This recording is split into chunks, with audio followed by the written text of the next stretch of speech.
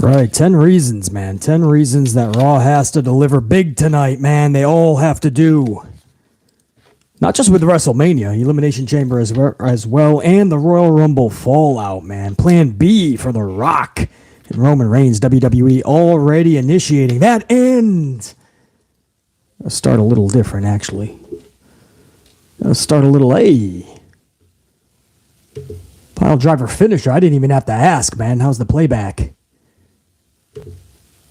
Check, check. BC coming at you. Check. We are live. LIVE amplified to the T. What's up, unit? What's up, everybody? Impromptu members only stream. What's up, everybody?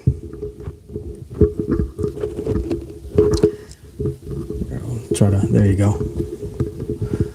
Oh, JR9 Gaming's up in here, man. Alicia James, Shrimp Fajitas. Eric Leno, WWE AEW Marvel fan. Renee G. Easy does it. Banger bomb at the Rumble fucking live stream. Easy does it. Appreciate it so much, man. We got Carlos up in here. Where's no Carlos, right? Pimp Jesus is up. Carlos is up in here. Yes. James Miller's up in here. A lot of members. Listen, for my whole red team, not just members, man, what a special stream we had on Saturday night. Nearly 5 hours BC was live. These fucking people wanted to go 5 hours. WWE. I told you guys I was here for the long haul. I said, let's rock, man. You want to go 3? Let's go 3. You want to do 4? Let's do 4. You want to do 5? Let's go 5, bro. BC was rocking out, man. So I had a lot of coffee. We had the fucking biceps rocking. The delts were rocking out before. We had a great workout. We were snapping motherfuckers in half. We were rocking out, getting amplified. So I said, WWE, let's rock, man. And they decided to say, okay, let's do it. And that's what we did on Saturday night. I decided to take that off of members only, give it the whole red team. And damn, man, you guys showed up. Hundreds live throughout the entire 5 hours. 7,000 after we were live. For the culmination, currently we're sitting just under 14,000 on the views, man. You guys rock. So what a Rumble. We'll go through the fallout on that during the stream. I also, if you don't mind, let me take the Sony noise canceling headphones off. Let me go straight to the earbuds, if you don't mind. Easier for BC. So we'll go over the Rumble fallout. We're going to go over Plan B for Triple H, Paul Levesque, Vince McMahon, and The Rock for WrestleMania. Just because he can't have a match, don't think for 1 second you're not going to see The Rock in Los Angeles. Wait till you hear what we are hearing. And I got 10 reasons why WWE has to deliver tonight for Monday Night Raw. Before I say anything else, I got to say to my entire fucking unit, thank you for 100 plus on the ups. I just started the fucking stream. Didn't even say anything yet. And we have 100 in the up column. I appreciate that. Let's take it to 200. Why the fuck not? Appreciate that, guys. Now, I did not do members only Saturday night. I wanted the entire unit there so we could really fucking dissect the Royal Rumble and just have a hell of a lot of fun on Saturday night. This is my little makeup to my unit here, man. I want this to be members only. I want my unit to know that I appreciate them next level for respecting the channel and showing that love and support to the channel. So this is impromptu. I wasn't going to do a live stream tonight, but I said, you know what? Nah, my members are rocking out, and anybody can watch. Anybody can smash that up. You ain't got to be gold member. But this is for definitely my members, man. To show that respect right back. And I will not be doing hour 1, obviously, of Raw. We're going to do a full review tomorrow of all 3 hours. This is just going to be an hour or 2 hours of a live stream before Raw, man. And because we have a lot to discuss. So, before I get into the wrestling talk, man, I want to do a football question. You don't even got to watch football, by the way. I have a question, and I want you guys to answer this in the chat, all right? I want to skim through this chat. I really want to know the answer to this. Because New York is getting kind of drilled right now. You see, New York Giants were eliminated from the playoffs, right? Or they were eliminated in the playoffs. And their rivals in their same division, the Philadelphia Eagles, just went to the Super Bowl. Last night, they won their final game, the championship game. Now they're going to the Super Bowl. So New York's Empire State Building, the people that run it, they put the Eagles' colors, the green and the white, to show respect to the Eagles. Now, New York City, a lot of people are pissed off because that's their rivals. Philadelphia, they say, shows no respect to the Giants or New York, so why the fuck are we doing it for them? So, Unit, do you think this is no harm, no foul? They're just showing some love to Philadelphia, brotherly love from New York to Philly, even though they wouldn't do that to them? Do you think this is okay? We'll put the Eagles colors on our Empire State Building, even though they're in our division, even though we're eliminated and they're going to the Super Bowl. Let's show some solidarity because it's the tri-state. Or do you think, fuck that, you're the rival, you're in our division, you ain't getting no love here. In fact, I hope the Chiefs whoop your ass. What do you guys think, man? Godswilla says no. Carlo says that is not okay. Eric Leno says no, it is not respectful to the other team. Easy Does It says no with about 12 fucking O's. WWE AEW Marvel fan says it was fine.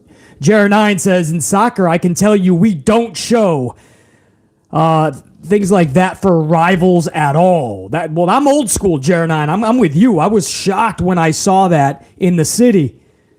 James Shrimp Fajita says no pile driver. A lot of you guys are saying why New York is pissed. They're saying that was a fucking boneheaded mistake. The Post, the Times, all the big papers, all the news outlets, they're covering this as a top story because they're saying this was a boneheaded move. Philly would not do that for us. And it's just, that's not how you should be in competition. New York should be ready to rock that shit next season, not just showing love, man. It just takes away from some of the competition. You can't see the Yankees doing that for the Red Sox or the Red Sox doing that for the Yankees. It's weird. Unless there was like a real reason for it. Jay Khan says, not a chance in hell. Had to do that in Vince McMahon's voice. No chance. All right, guys. I want to start off with a little fun there and ask that question, that football question. As you can see, man, the NFC Championship game, the AFC Championship game was yesterday. The Super Bowl is set, Chiefs, Eagles, and I'm going for my fucking Packers as always. I am not going to pick any fucking team other than my Green Bay Packers. I am already looking forward to next fucking season. So the Super Bowl is set, and I'm sticking with my GBP, whether we have Aaron Rodgers or not. Now, let's get into the wrestling, man. Let's get into WWE's Plan B. I'm not going to invite you guys sat through 7 minutes of my NFL talk, so I'm going to go right to this story, so you got to stick around if you have things to do before Raw. Plan B for The Rock. The latest we heard is that The Rock is just not finding enough time to plan everything out storyline-wise. If it was just for Mania, I don't believe this whole in-ring shape shit. He could absolutely do Mania. It's pulling the story out, right? The story is sitting in their lap. The Rock just has to show up several times to continue that thing, keep everybody's interest hot going into Mania. I think The Rock cannot find that time. 50%. The other 50%, I don't think The Rock wants to show up 4 or 5 times before Mania. I really don't. I think he knows that's going to kind of outstay his welcome. The pops will maybe get a little bit less, and it's not going to be as huge. So The Rock knows what he's doing. That's why this was left open for so long. You know, with the XFL starting out, there's no better fucking hype than WWE. WWE will get that audience over to the XFL if The Rock is doing it correctly, right? It didn't work when Vince was running that shit. But with The Rock, man, people are going to tune in to see what it is, but you got to let them know what's going on. WWE is a good vehicle for that. So, you know, the latest we heard from Triple H at that press conference after Rumble was, listen, we're not shutting the door on that. We want The Rock, and he has not said no yet. He says it just isn't looking like he's going to be able to compete at Mania. That's what he said Saturday night after Royal Rumble went off the air. But he did not shut the door on it. Go back, read what he said, watch what he said, listen to what he said. Triple H said, we're definitely not shutting the door on that. And that's absolutely something. What he says, this is the deal. The door's open, and we're going to rock out. So that was Saturday night. What's the beehive of activity, right? What are the birdies saying down in Florida? Well, this is not anywhere near a confirmation, and usually I only say this stuff when it's about at least 60% in value, but I would say it's about 50-50 because the talk has grown over the last 24 hours alone. The thing that they're trying to set up is for 40. Now, this changes everything, right? This is a whole nother conversation. But the word now is that The Rock would come in, cost Roman the championship, and that is how Cody A wins it and Roman saves face. And third, and most importantly, you have the stare down of stare downs, Rock Roman, setting up a year from now, WrestleMania 40, Rock Roman. You don't even need a title on the line. It's just a grudge match / exhibition. It's a dream match for so many. So it raises the question, can they pull this off? If that's the plan B that is going to be concrete, set in stone, which it looks like that is the most viable option. Can they pull this off flawlessly? Is it going to work for a whole year to keep people engaged? Rock Roman had to happen this year. I think all of us know that. We understand 40 years is going to be a huge celebration next year. And to cap it off with that main event, immaculate. But everything that Roman did the last 2 years was to set up this matchup with Rock and Roman. Now you have to prolong that another whole year, guys.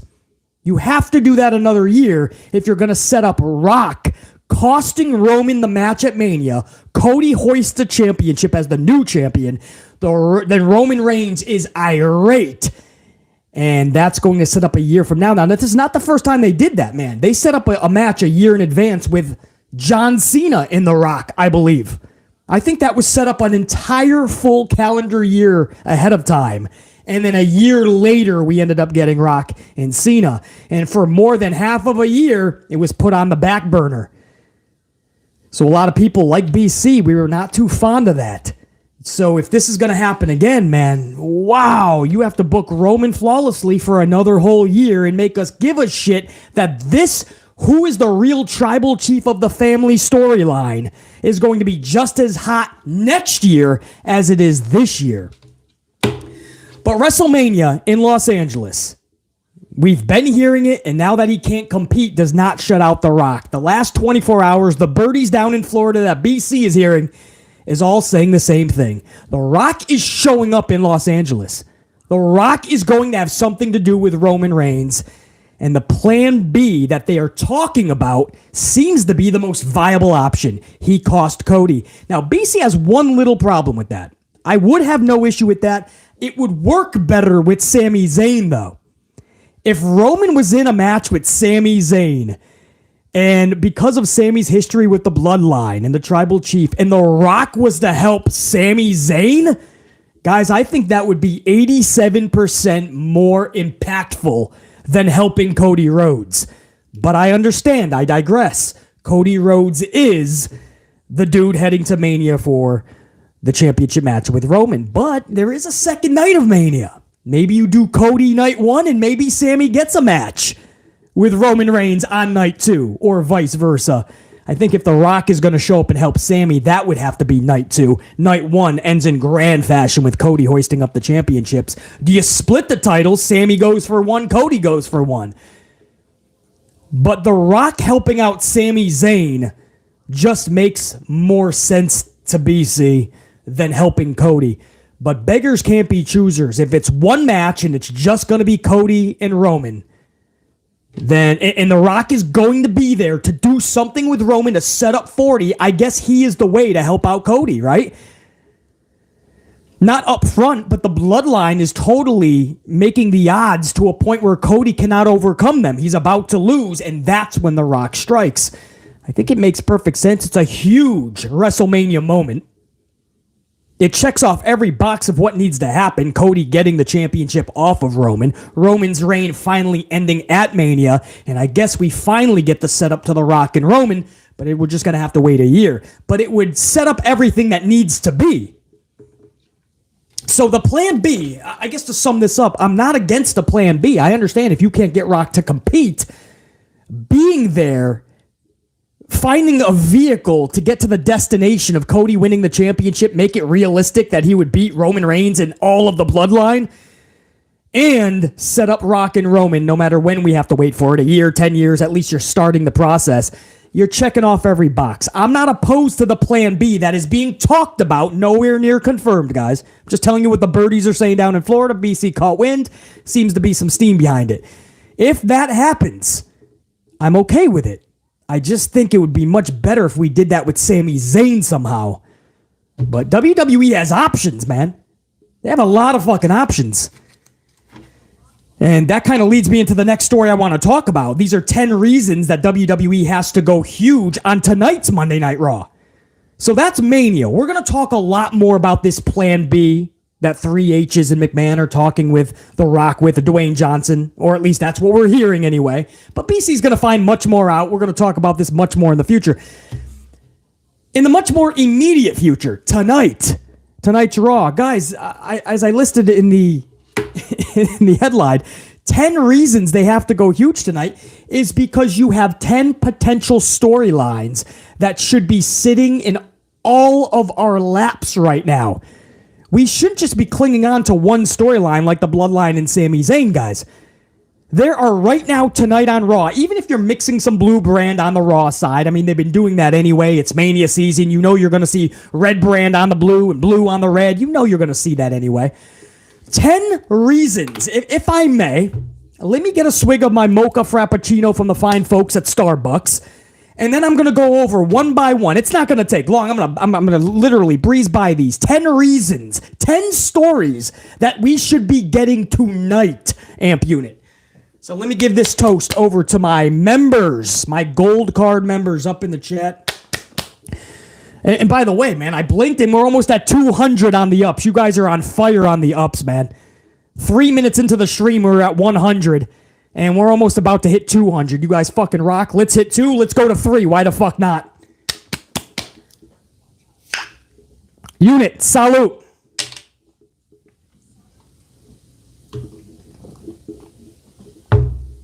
All right, so here we go.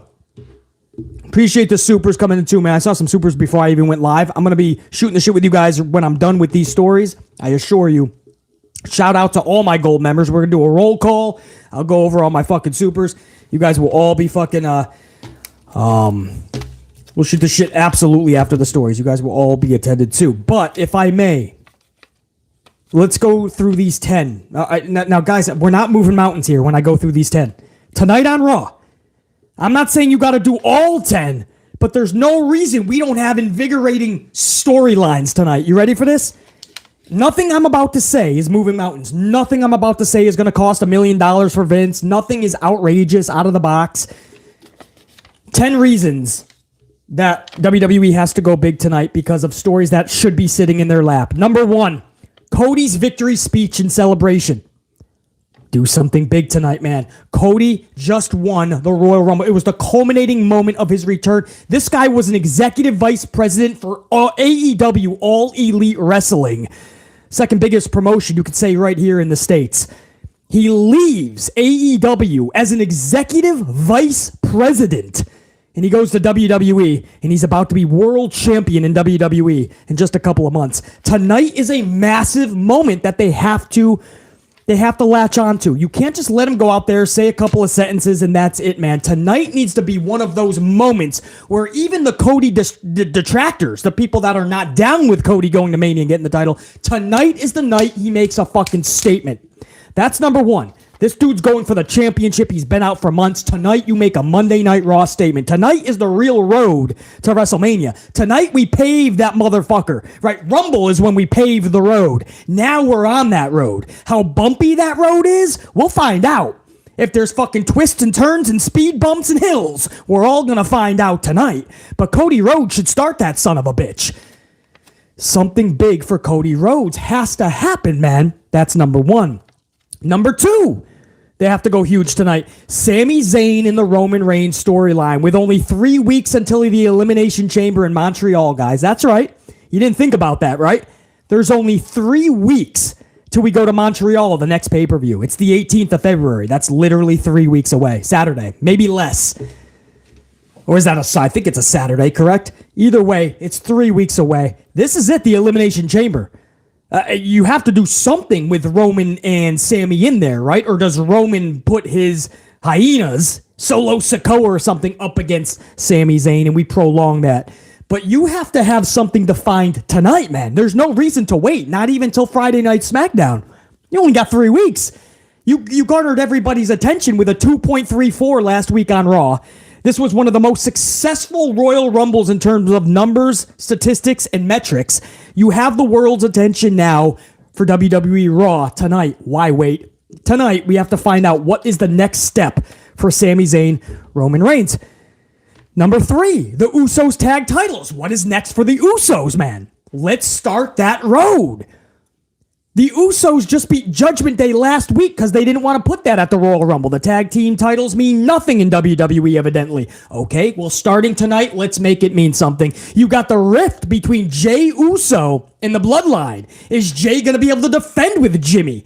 Is Solo Sikoa going to have to start defending the titles again with Jimmy? Is Jey going to go with Sami Zayn and Kevin Owens, and we're going to do a triple threat between them and Solo and Roman and Jimmy? Is the Elimination Chamber going to be that grudge match, a 6-man tag? You got to start something with the tag titles, though, man. We need a defined situation unfolding. Make the tag team division relevant again. And this is a good time because it's an interesting story. They're champions, but one dude just left the group. One dude just took off. But Jimmy and Jey are champs. Let's really do something with this tonight, guys. That's number 3. Let's go number 4. Bianca Belair has gone through basically the entire Raw locker room, correct? There's just one left, Rhea Ripley. And Rhea Ripley just won the Rumble Saturday night. Tonight, let's get it rocking. Let's not just ease in with a little bit of a promo. I'm going to do this. Be scared of me, blah, blah, blah. Let's have an impactful story start tonight. Your creative writer should have been on the job early Sunday morning. Starbucks in one hand, pen in the other. Let's go. Rhea Ripley, Bianca. Give the world a reason to give a shit in 2 months. It starts tonight. Number 5, Austin Theory, the U.S. Championship. No more Rollins, no more Lashley, right? Fuck the reset button for Austin Theory. Let's hit the refresh button. We don't need to see Rollins and Lashley going for the U.S. title anymore. We saw it all of 2022, 8,000 times. Tonight, you have to give everyone a reason to believe that this is a new Austin Theory and that we should give a shit about the U.S. Championship. That doesn't start tomorrow on Friday or at the Elimination Chamber in Montreal in 3 weeks, February 18th. That starts tonight. So let's recap the first 5 out of the 10, right? These are stories that they could sink their teeth in over the last 48 hours. Okay? Going into Raw tonight, Cody's victory speech and celebration. Do something monumental. This should be a badass storyline, a big moment, a big segment. Sami Zayn, Roman Reigns' storyline. Let's do something epic. Don't wait till SmackDown. Let's rock it out tonight. The tag titles. What's the situation? What's going on with Jimmy and Jey? What's the next title defense? How are we going to build a story to give a fuck about the next contenders? What is happening with that? That's the answers that we should be getting. Number 3. Or that is 3, the tag titles. Number 4 is Bianca and Rhea Ripley. Let's get it rocking and popping tonight the right way. Let's not wait. And number 5, Austin Theory and the U.S. Championship. Let's not bullshit. Let's give us all a reason to give a shit about Austin Theory and the championship. What is next? How are we going to get there? We should not only have the Bloodline storyline or be depending on just Bray Wyatt and LA Knight to give us really good stories. I am giving you 10 storylines that we should get popping tonight. That's the first 5. Now let's go on to number 6, if I may. The women's tag team titles. Io Shirai, and Dakota Kai. What are we doing with them? Just like the men's tag titles, the division seems non-existent, and if it does, it's probably because it is. The champions are totally irrelevant, seem to be only getting the back of Bayley and caring more about what Bayley's doing rather than being champions. Tonight is a great time to catapult us into giving a fuck about the women's tag team championships. That is another story we should be clicking into tonight.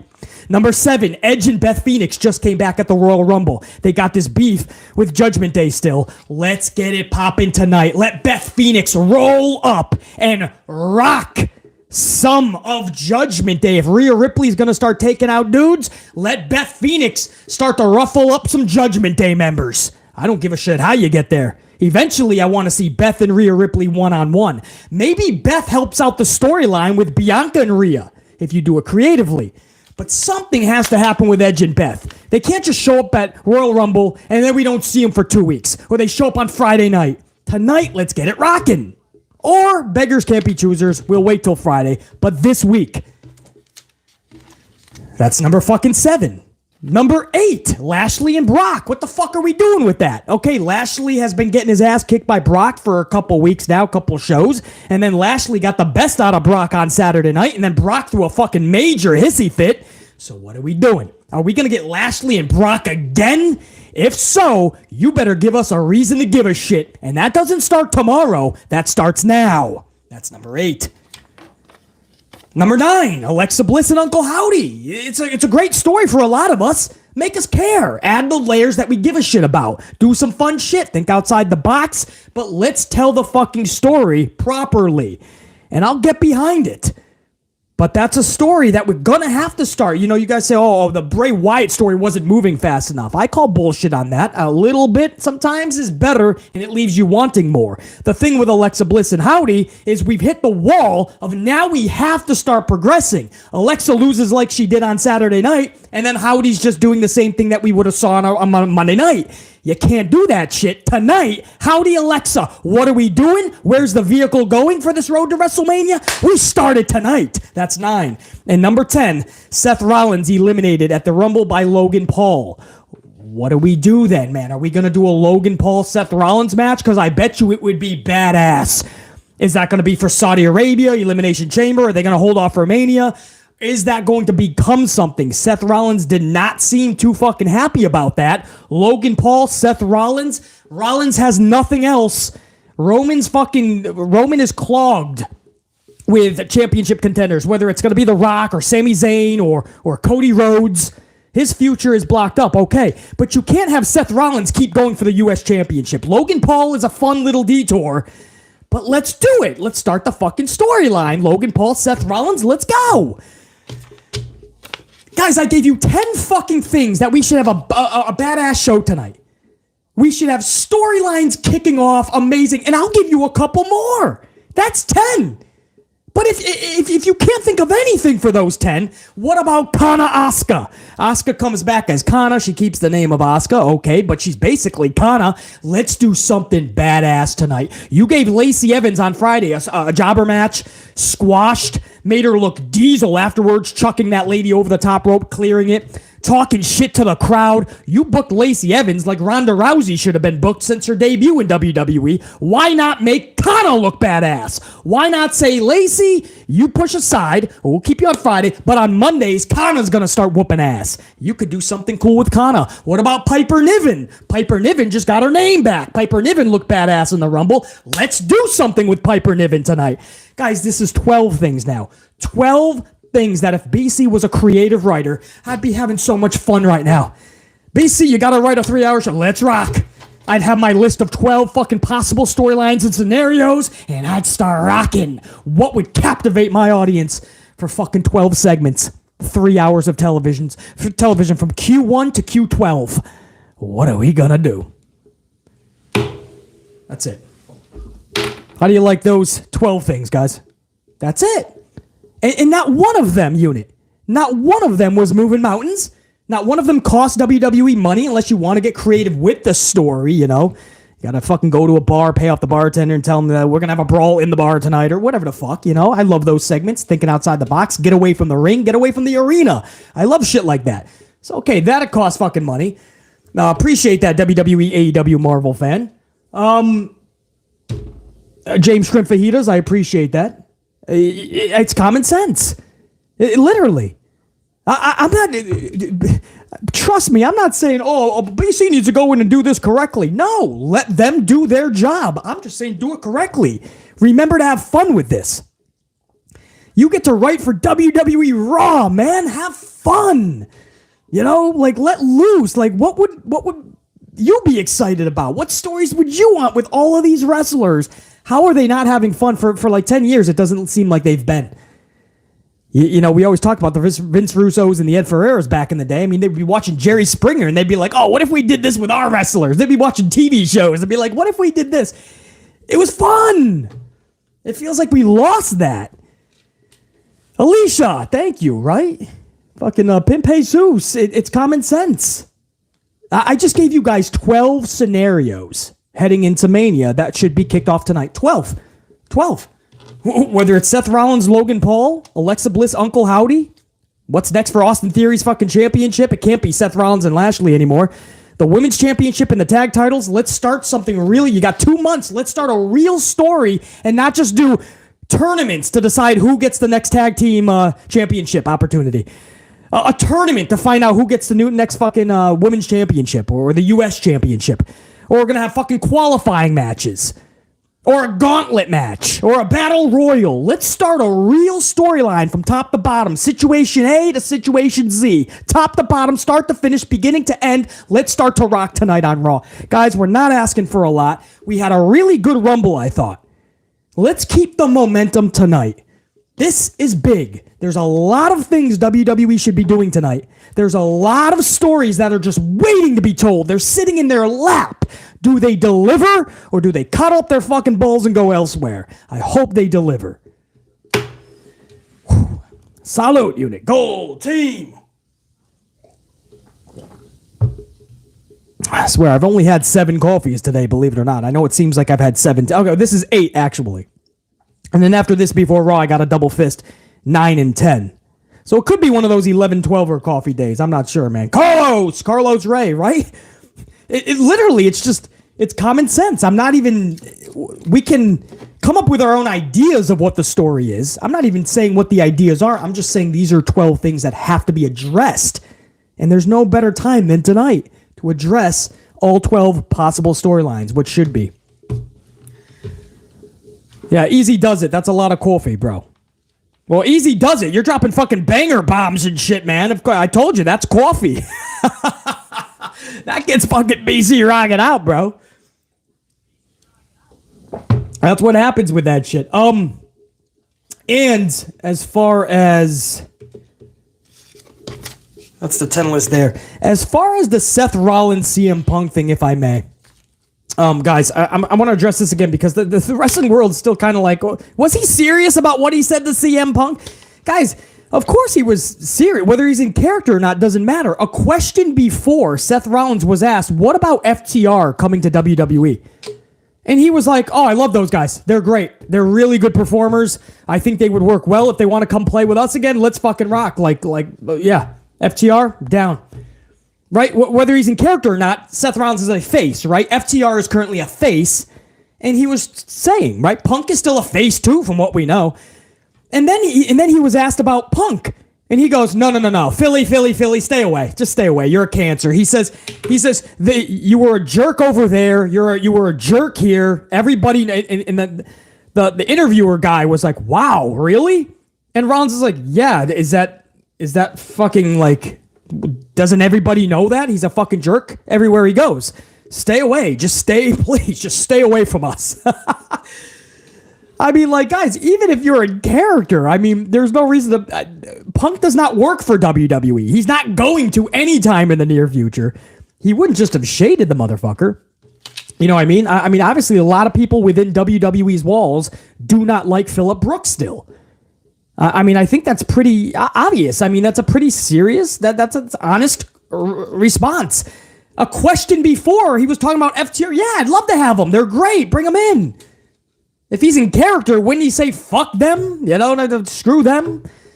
Fucking Shield would have taken them out if we were in AEW or over there or here. I don't know, man. But he was pretty fucking genuine in how he felt about FTR. And then he got to Phillip Brooks and he was like, oh, please, get the fuck away. You know what I mean? I mean, for people to think like he wasn't serious about it, of course he's serious about it. You're not setting up a storyline. You're literally just dragging the motherfucker. So of course he was serious, man. I don't. Some people are just like, hey, he's in character, and everything is just a storyline to everybody. Nobody really stops and thinks like maybe he just really felt that way. Maybe he said that shit.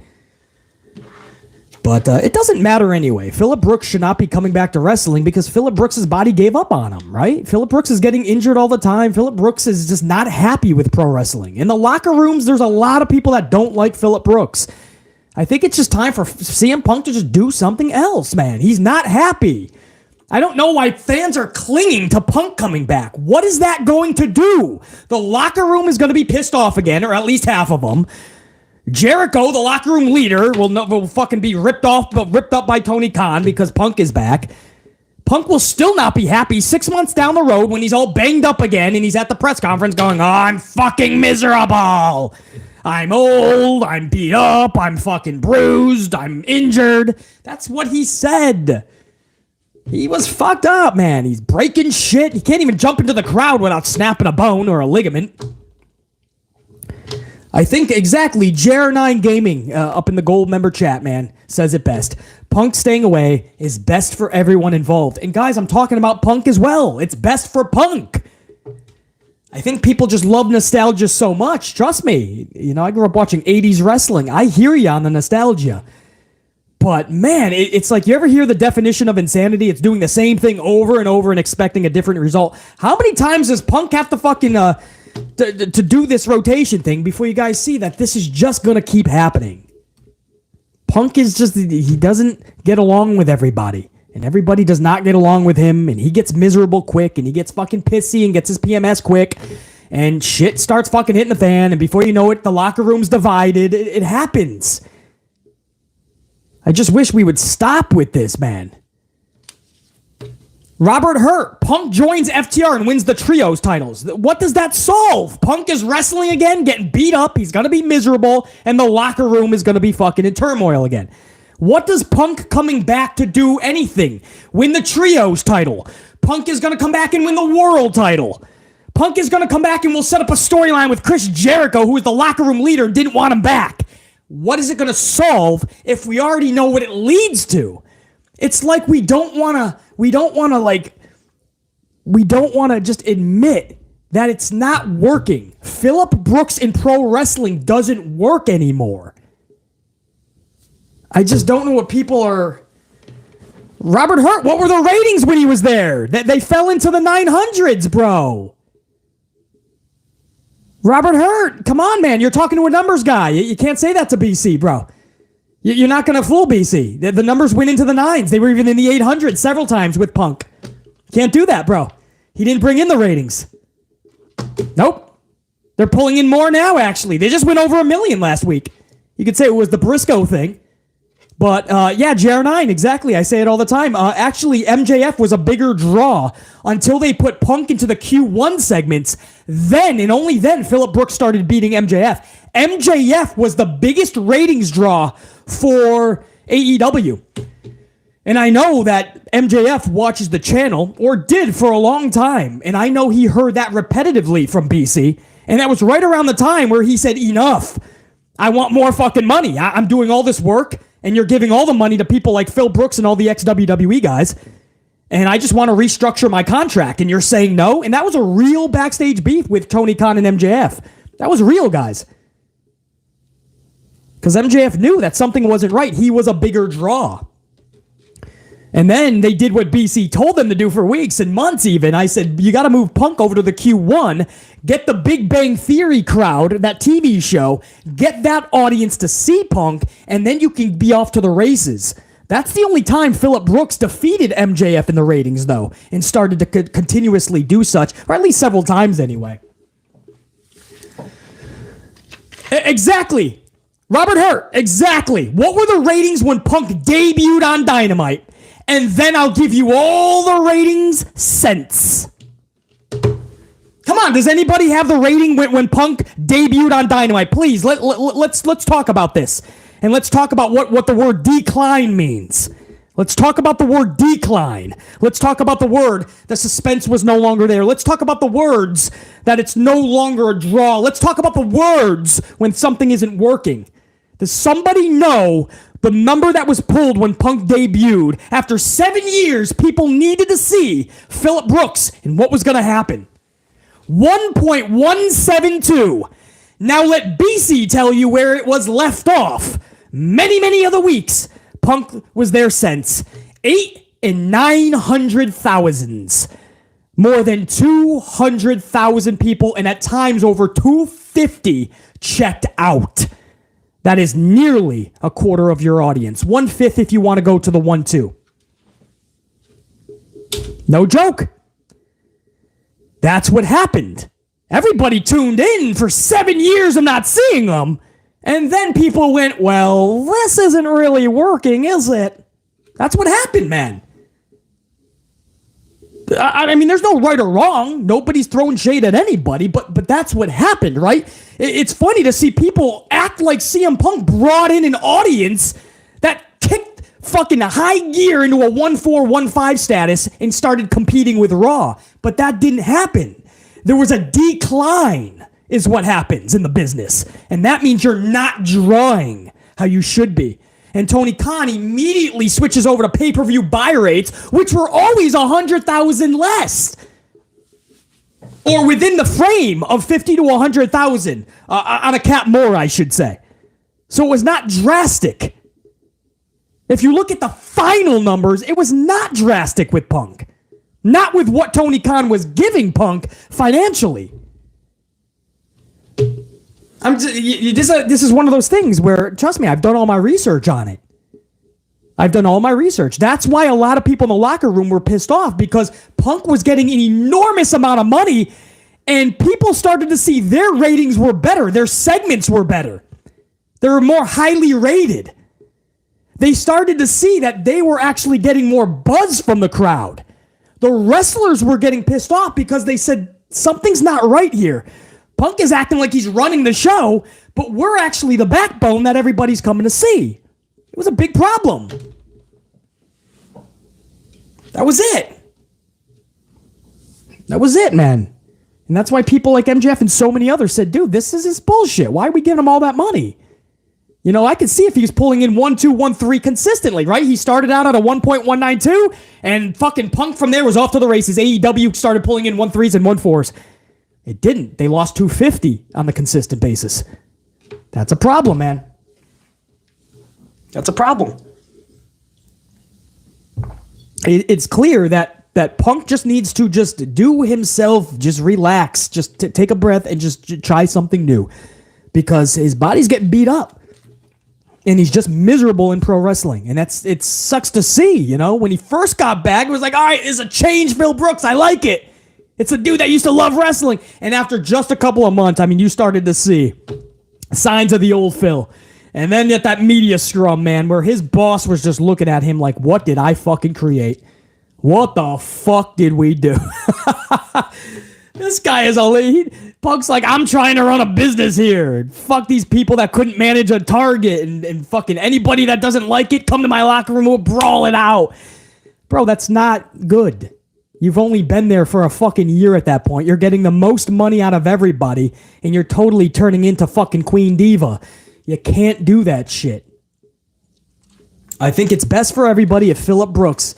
Damante, I appreciate that, man. Eric Leno, James Shrimp Fajita. Man, I'm trying, man. These are truth bombs coming because it's just the truth. It's not even my opinion. Guys, any wrestling fan, Phil Brooks, CM Punk fans, if you're truly a fan, you would say, like, it's just over, you know? It's just over. I was a fan of Hulk Hogan. You wouldn't believe it. Now I'm hearing stories from Kurt Angle that he had another back surgery,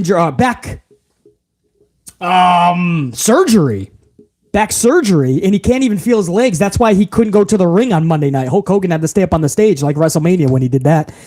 And, Hulk Hogan, I wouldn't, as a Hulk Hogan fan, say, I want to see him wrestle one more match. No, his body's broken. He'd be miserable. I don't want to see that shit, man. I wouldn't want to see Hogan do that. If you're a Punk fan, I don't think you want to see him come back just to do the same. I mean, it's going to be the same thing after just a few months. If you're an AEW fan, you wouldn't want your locker room turn up. For what? I mean, what did Punk really give you guys, man? His matches were really, really bad. Like, really bad. I mean, he's always been sloppy, but this is a different level of sloppy. You guys saw the Hangman Page match. I couldn't believe that, man. Even if you got ring rust, you wouldn't think somebody would be that fucking bad. I mean, sometimes you just gotta let nostalgia go, and that's coming from me, man. I love the fucking 80s and the Attitude Era. Fuck. You know what I mean? I want to see the dream matches from back in the day. But, man, the bot shot lariat, JR9 Gaming, bro. You know, I mean, that's what it was, man. You thought Phil Brooks was sloppy before in the ring. Bro, this was a rough go. But you know what? He cashed in. Good for him. Get your money.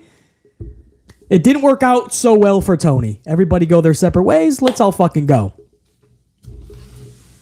Let's rock, let's just rock. But not, you just got to fucking move on from the CM Punk thing, man.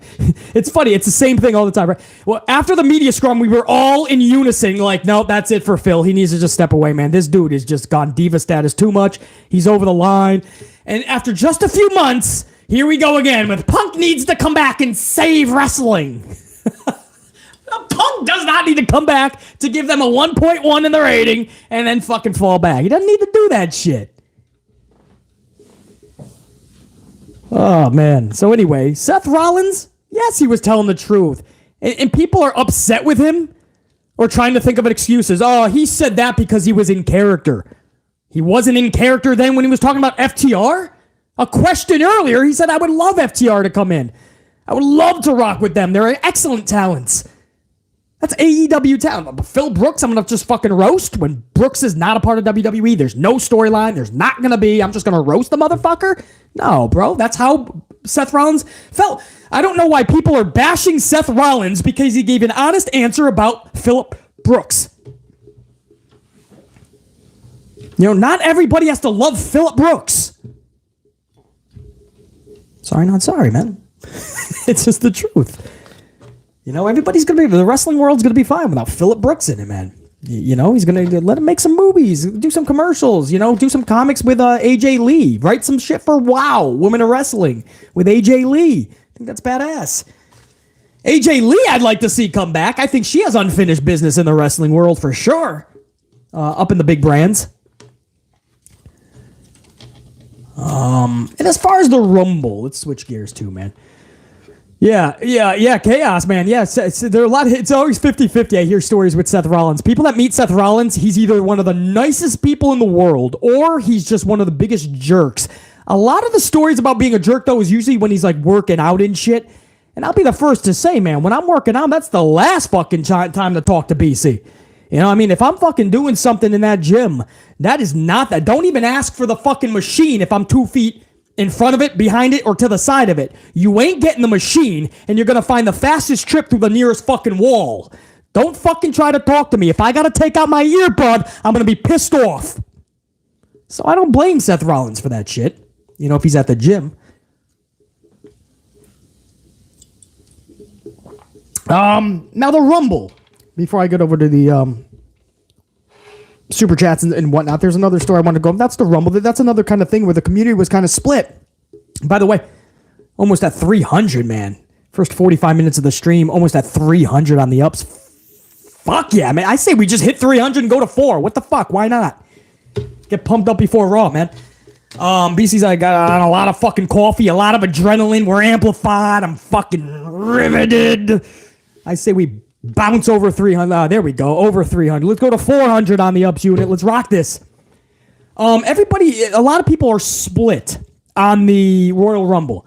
Now, if you saw the scorecard, man, 14,000 of you guys already saw the fucking Good, the Bad, and the Ugly review.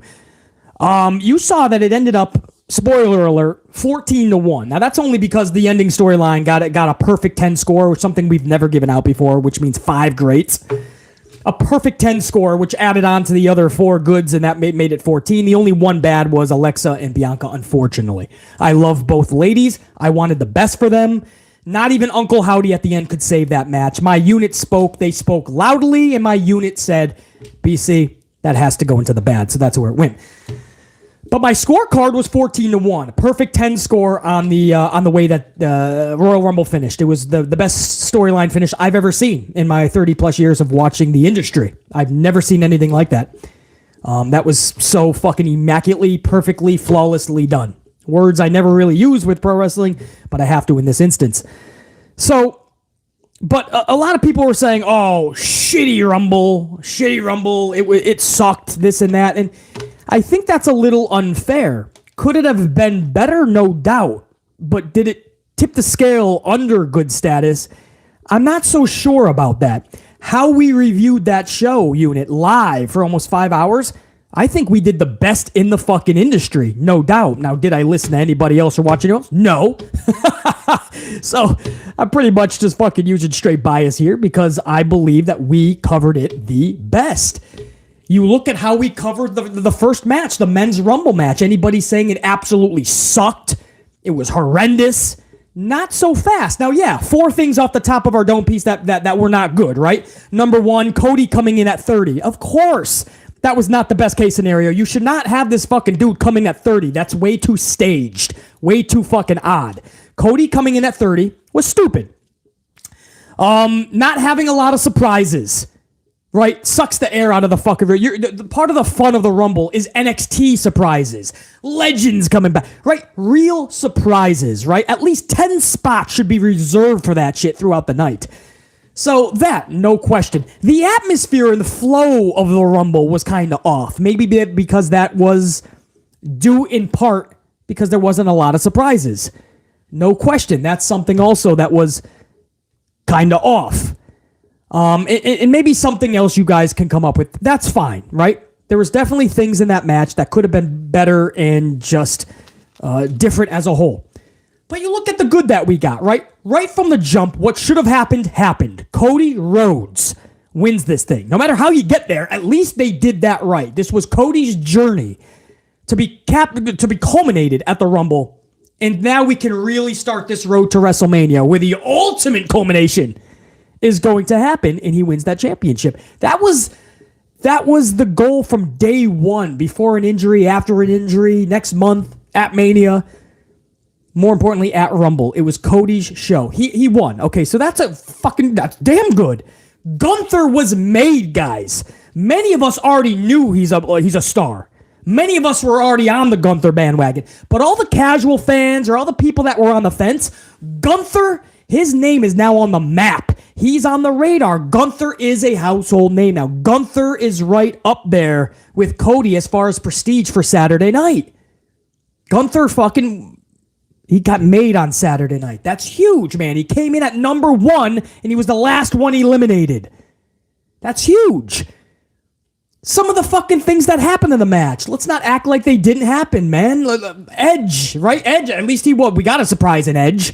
Not just Logan Paul. Edge hearing that theme music, him coming down. But up at the ramp, when Rhea Ripley fucking took out Edge, turns around, and there's fucking the Glamazon looking jacked as ever. Beth Phoenix with a fucking spear that will fucking rock Goldberg, wherever the fuck he's seated at Saturday night. Goldberg would feel that fucking spear. Beth Phoenix rocked Rhea. That was an awesome moment up at the top of the ramp. What about fucking Logan Paul and Ricochet? About to springboard into each other like two 747s. And they just give each other a nod like, I ain't backing down. If we're going to play a game of chicken, let's rock. And they just catapulted, and they just fucking collided as loud as a Gunther chop. So you had moments too. And when it's all said and done, of course we would have liked even more and better. And things maybe rearranged, changed, and just different. But when I went to my unit,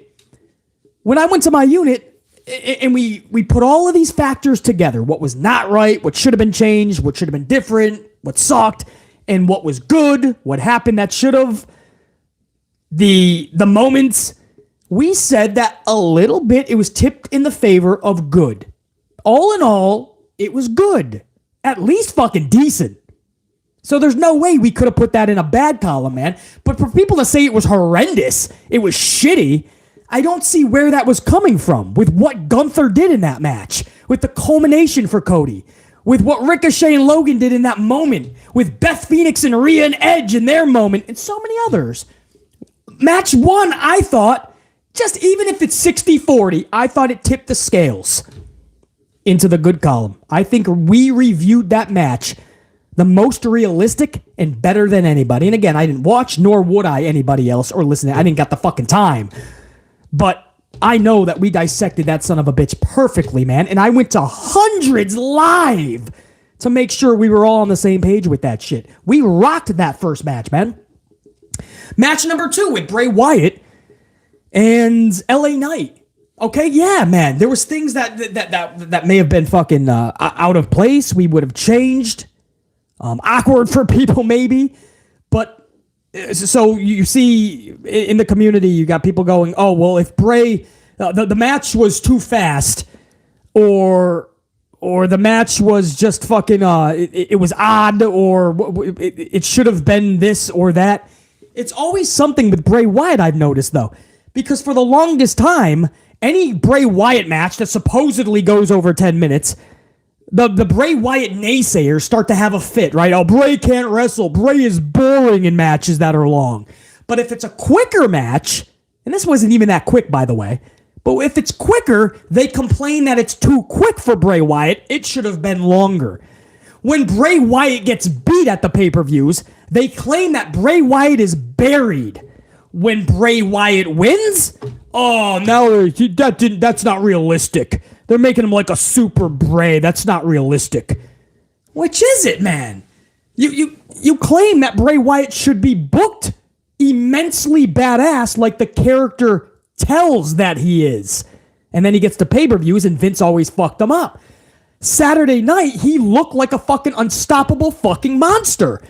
That's what we've been asking for. Now all of a sudden it doesn't work for you? Uncle Howdy gets involved. Oh, he missed them. Oh, it's stupid with the flames and all the fun that they had and all the shit that they planned after the match. We don't need that, man. Let's get to the chain wrestling. That shit was fun. After the match, they got together and said, hey, let's do some more creative shit. Let's get Howdy involved. Let's have some fucking fire blazing. That's fun. So when it was all said and done, we said, okay, there was a lot that could have been and should have been changed, rearranged, maybe even taken out. Some shit should have been added. And then we looked at the good. In my unit, hundreds live, and since thousands, by the way, and BC came to the conclusion. It was more good than it was bad. At the very bare minimum, that was decent. You're not going to say it was fucking horrific, or if that's truly how you believe, that's in the eye of the beholder. But breaking it down and dissecting it and what pro wrestling is, Bray and LA Knight knocked it out of the fucking park. If you like that type of shit. If you don't, at the bare minimum, it was decent. I don't know how people are saying that Bray Wyatt, the whole thing was shitty and it shouldn't have been. And I don't understand it. It's everything we've been asking about Bray. Bray won a pay-per-view match. Hey, Bray looked unstoppable. LA Knight's going to be fine, by the way. LA Knight doesn't lose anything from this. He got put on the map with this feud. Now you skyrocket LA Knight toward Mania. So again, even if you didn't like LA Knight in Bray Wyatt, I mean, just to totally trash it and be and wonder how it got into the good column, you shouldn't have to wonder very much. It's not even biased for Bray Wyatt. It tipped the scales more into the good. It was fun. The ending was creative and original and fun. It shouldn't be that fucking hard, guys. Eric Leno, man, fickle is the word. They can't make up their mind about Bray Wyatt. Whenever Bray Wyatt does something, they want to bitch and complain. And when Bray Wyatt actually does the opposite, they find a way to bitch and complain some more. They just don't like Bray Wyatt. That's all it is. It's not what he's doing. They don't like Bray. What they have to learn is that Bray moves the needle. Bray moves the metrics, the statistics, the numbers, the ratings. Bray is amazing. He has been. So clearly Bray is working. Just because you don't like it, that's in the eye of the beholder. It doesn't make it bad. Match number 3. No doubt that went into the bad column. BC knew that. My unit knew that. We all respect Bianca Belair. We love Bianca Belair. Some of you guys may not. That's fine. And Alexa Bliss. You know, we want to see the best for Alexa Bliss. I'm looking forward to what they have planned with Uncle Howdy and all that shit. But the match was not good, and the Uncle Howdy, which is Bo Dallas, by the way. More and more reports coming out, guys, that Uncle Howdy is Bo Dallas. I don't know if he's the one who did the fucking stunt on Saturday night, but it is Bo Dallas. I don't know how you guys feel about that. I think that's awesome because in real life, that is the uncle of Bray Wyatt's kids with JoJo. He is Uncle Bo, and maybe they call him Uncle Howdy. Because Bray Wyatt recently in an interview said Uncle Howdy is way more real than people think. That's Bo Dallas. He's a real-life uncle to Bray Wyatt's kids. So anyway, as much as I'm looking forward to that story with Alexa and Uncle Howdy, and as much as I love Bianca and I want to see the best for Alexa, we all knew, most of us knew, that was just bad, right? When you're looking at if it's even, what's it tipping the scale? It tipped the scale negatively. It went kind of down, right? I'm looking for, even if it's decent, at least go up, right? There's more good than bad, and then we can put it into the good column. But there wasn't enough, so it dipped into the bad. I asked my unit what they thought, and everybody kind of agreed. Not kind of, we did. It went into the bad column. That's what I mean. We're a fair review channel. We fairly critique it all. We dissect it from top to bottom correctly. That was bad. The women's Rumble match. They busted their asses in there. Rhea Ripley culminates her moment, which we all said kind of has to happen, right? Rhea and Bianca. That's the setup. This is Rhea's moment. Rhea and Liv Morgan start the whole match off. Rhea and Liv Morgan. Rhea in at number 1, Liv Morgan number 2. And they were the last two. Liv Morgan was the last one eliminated. Rhea Ripley came in at number 1, ended with a victory. Liv Morgan, I love that they started at 1 and 2, ended with 1 and 2. Unit, that's happened once or twice in the past, right? Can somebody put up who that was up in the chat? Not just for my other unit members, but also for BC. But I think this happened before. Was it Shawn Michaels and Bulldog? I forgot if that was Michaels and Bulldog, and that was the time when they both... I don't fucking know. Who was it? You guys will fucking tell me. But anyway, I love that story, how they started it and they ended it. And then the finish of it was actually fun as fuck. I gotta admit, man. Kana goes for the mist. Rhea ducks. I think it got in Liv's eyes. And then Rhea does the sweep kick to eliminate Kana.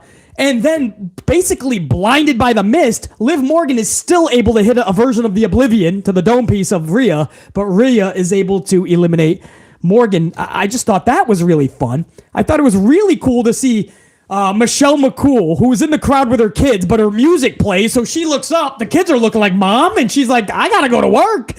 She jumps over the rail. Sometimes we just say, oh, something was so bad, but we're not thinking clearly, and that's why I love what I do, because I feel I'm the only one in the fucking industry, the industry, not just this platform, that critiques pro wrestling in the best of fucking ways, because it's the most correct of ways. I feel like I'm the only one who knows how to critique this shit.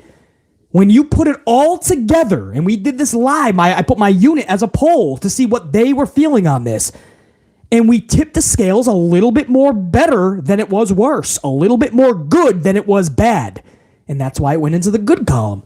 For people saying that this event was shit, I'm not seeing it. You could say it was average. I guess that would be the worst thing you could really say that's authentic. But this Rumble was far from shit. And by the ending, it tipped the scales way over average, which we'll get to. But that's the first 4 matches. And then you see fucking the 5th match, which was the main event. Okay, the match, okay, you could say subpar, no question. What happened after the match was the best fucking storyline segment that I personally, 30 years plus watching this industry, that I've ever seen. And I know the hundreds that were watching live said the same thing, and the thousands since. We have never seen anything like we saw on Saturday night. After that match, another nearly half an hour dedicated to the best storytelling we've ever seen. No doubt that was going to make that pay-per-view fucking immaculate. But people going, oh, that was the only good part. That's not true. And you're pretty much fucking just taking away from all of the hard work that these boys and gals put in on that show. It's easy just to trash everything, right? At times, it may seem BC actually does that. No, it's just bad booking. It's bad creative. It's just bad, and it shouldn't be happening. It's easy just to trash everything. It's easy to say everything is awesome, too, and everything is good, right? It's easy just to pick a side and go with it. It's harder when you dissect this the real way, correctly. And when it's all said and done, I've heard the last 48 hours of the community just 50-50, like, oh, it sucked. It was amazing. You want to know the best version of a detailed critique of Royal Rumble? You watch That Good, the Bad, and the Ugly. It's almost 5 hours long. but I will take you to fucking school on that shit, I assure you. My unit will take everybody to school because we will show you how to dissect it properly. Royal Rumble was actually not that bad at all. It was good. Did the fucking final segment with the Bloodline and Sammy make it fucking good? Possibly. But before that, it was already at a 4-1 I had it. And the good, bad, and the ugly. So the worst it was going to get is the match would have gotten an ugly, which would have been too bad, so it would have been 4-3. So it just still would have fucking gone above bad status. So it's just weird, man. Sometimes the community gets just so fucking odd sometimes, or most of the time. And we just want to say that the Rumble sucked. It didn't, though. If you didn't like it, that's fine. But that doesn't mean you should be critiquing wrestling. You know, we all have our opinions. We all have what we like and we don't like. You could not like the Rumble, that's fine. You probably shouldn't be critiquing it, though. Because that's what we did. That's what we do on these shows. We critique every aspect of the match. And we come to a conclusion. Was it good or bad? Was there more right than wrong? What does it do for the future? You know, that's what we did, man. So anyway, bottom line is that's the fallout of the Rumble. The key things that had to happen happened. Bray Wyatt came out, the monster that he should have been all along.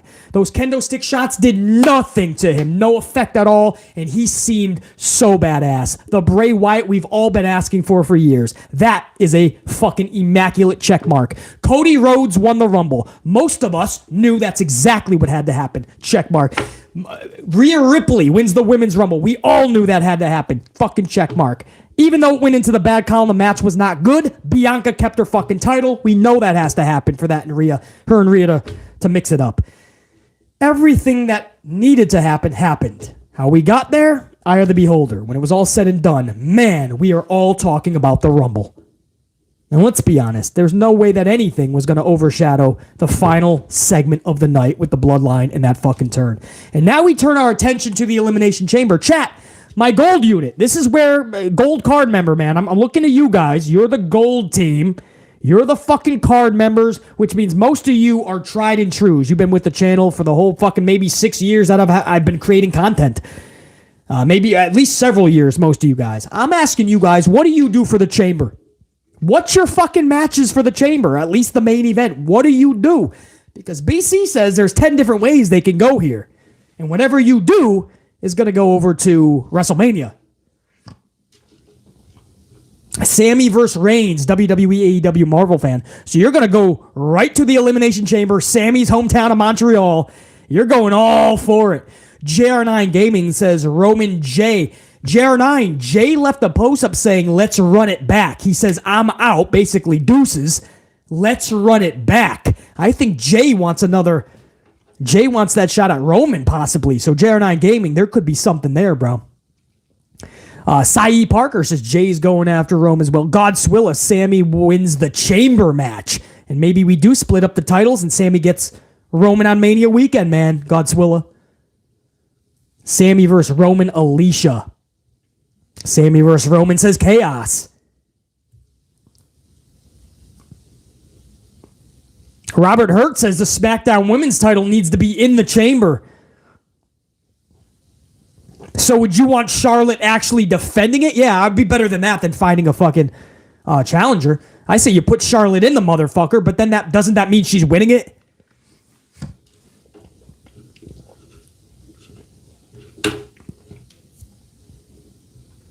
Nick Clark, I was thinking that. Team Sammy versus Team Bloodline. I was thinking maybe you have Jay, Kevin Owens, and Sammy, and Jimmy, Roman, and Solo. Right? Because there's four chambers, right? Not 6, right? Because 2 start the match, and I think there's 4 chamber pods, correct? So that would mean you could actually do a 6-man. Instead of just having 6 people individually, you could possibly do a 6-man. They could do that. Not saying I would want that. I don't usually like fucking schmaz matches, but this would work because it's still within the realms of the storyline. Jared 9 says Charlotte and Rhea is rumored, unfortunately. Now, is that for the Chamber or just the night? No, you can't do that in the Chamber anyway. What am I saying? You'd have to have 4 other fucking people in there. So they're going to do fucking, Oh, Jared 9, you're not saying Charlotte Rhea for Mania, bro. That makes no sense at all. That better be Bianca. Oh, no, bro. I didn't hear that rumor, JR9. Who's saying that? Is it a reputable source? I didn't hear Rhea's going for Charlotte.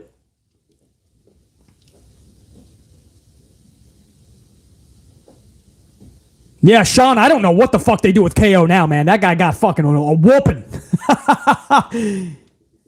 DeMonte's like, hell no. Jimmy Fingers 19. Jay, Sammy, KO versus Roman Solo, Jimmy. Jay coming back to the blood. Yeah, and then somehow Jay goes back to the bloodline. I think that makes a lot of sense. Jimmy Fingers 19. JR9, it's going about after Rhea talked about never beating Charlotte in a singles match. Oh, so no reputable source is saying that that's actually a word, though, right? I better not hear anything like that, bro. I'm not hearing anything that's actually being talked about. That would make zero sense. Bianca and Rhea, I mean, Bianca went through everybody. Everybody. I mean, what? Kana turns heel, maybe, and then Kana... yeah! I just thought of that. If it ain't Rhea, then turn Kana... Asuka, they're still calling her Asuka. I don't think Vince wants to lose the name value of Asuka. But she's basically Kana. I'll take the character. And I'm going to call her Kana if you guys don't mind at times.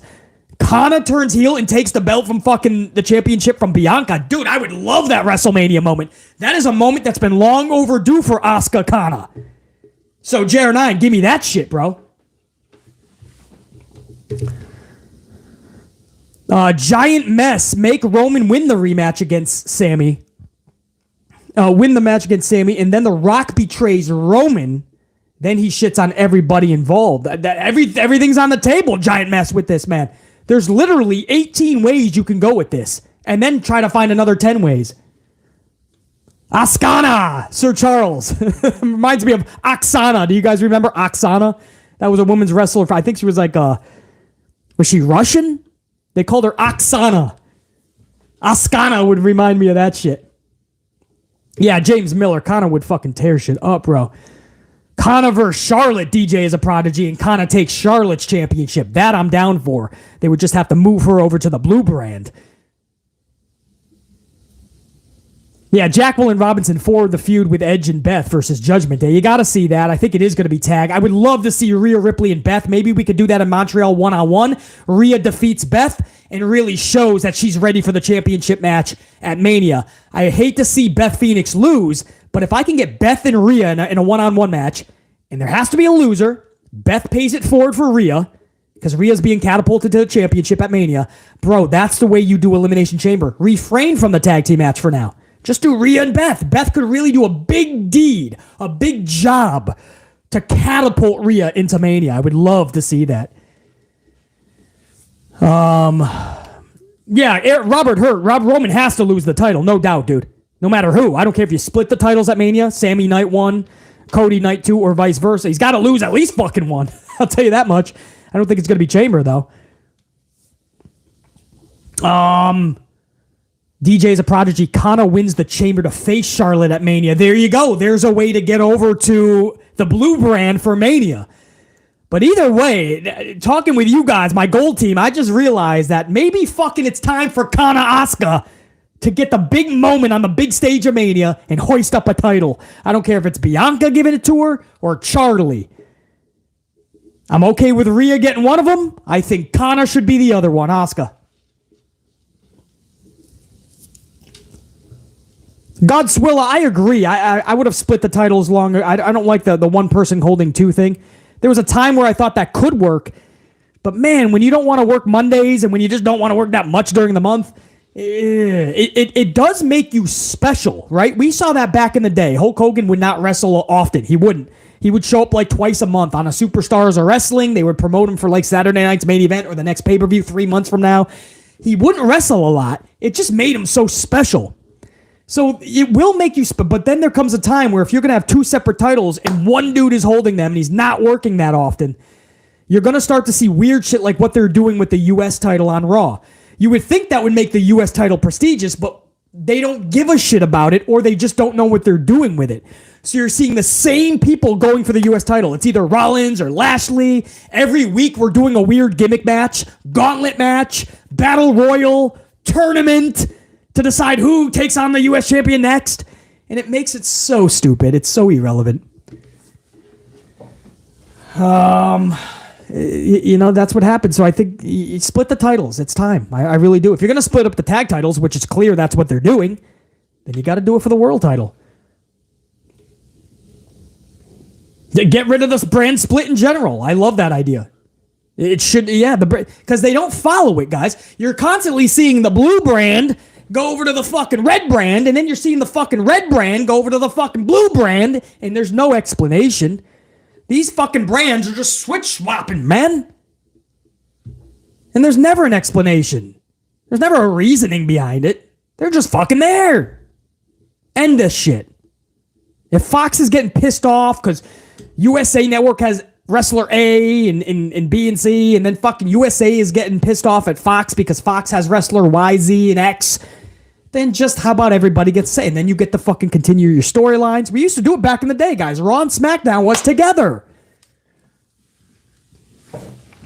Raw could use the help of SmackDown, but you could also look at it as if SmackDown joins forces with Raw, is Raw going to be an anchor and hold SmackDown down, right? Like weigh it down. Like the ship is going to start sinking because they have to play with Raw. No. Yeah, Dante Jaron 23. Yeah, you're exactly right. There was a lot of different reasons why it worked in the 80s.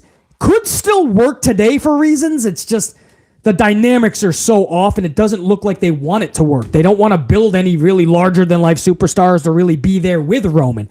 Back in the day, you had people like Ultimate Warrior, Macho Man, Sid Justice. You had so many people that could work. It wasn't just Hogan. But when you take Roman out of it, and we're seeing Bob Lashley and Austin Theory in our main event 17 times in 2022, it's not fun, man, after a while. You no longer have the Savages and the Warriors. It's not like back in the day, even Attitude Era or into Ruthless Aggression, where you got Taker or Triple H or Kurt Angle or Eddie Guerrero, Brock Lesnar, the Beast, or even Batista. You don't got these people anymore, and they refuse to make people larger than life. Bobby Lashley should be, but Bobby Lashley has been booked like a fucking bum since he's came back.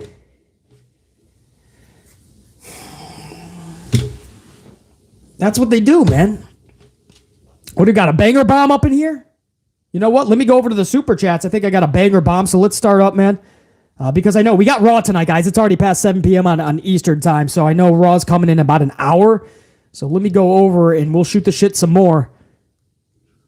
Let me go over. I know there were some supers coming up. Let me get it on the bigger screen, if you don't mind. After I get another swig of coffee, of course. Hold on, guys. So we started off with Jane Donnelly, 349, just with that coffee super sticker. Jane Donnelly, love it. I'm on fucking, 7 or 8 now. I got a couple more after this stream. Right before Raw, I'm going to hit up a couple more. That'll be 9 and 10, and then probably 1 or 2 more, because I got a lot of paperwork to go over tonight as well. So 11 and 2. Yeah, so I'm probably going to have 12 coffees by the end of the night. I love the coffee super set. Jane Donnelly, I appreciate the coffee. That's the point. Salute. We got fucking, what do we got? Kevin MD. Kevin MD, gold status 5-spot coffee says, I mean this in all positivity. We can't keep on depending on legends all the time.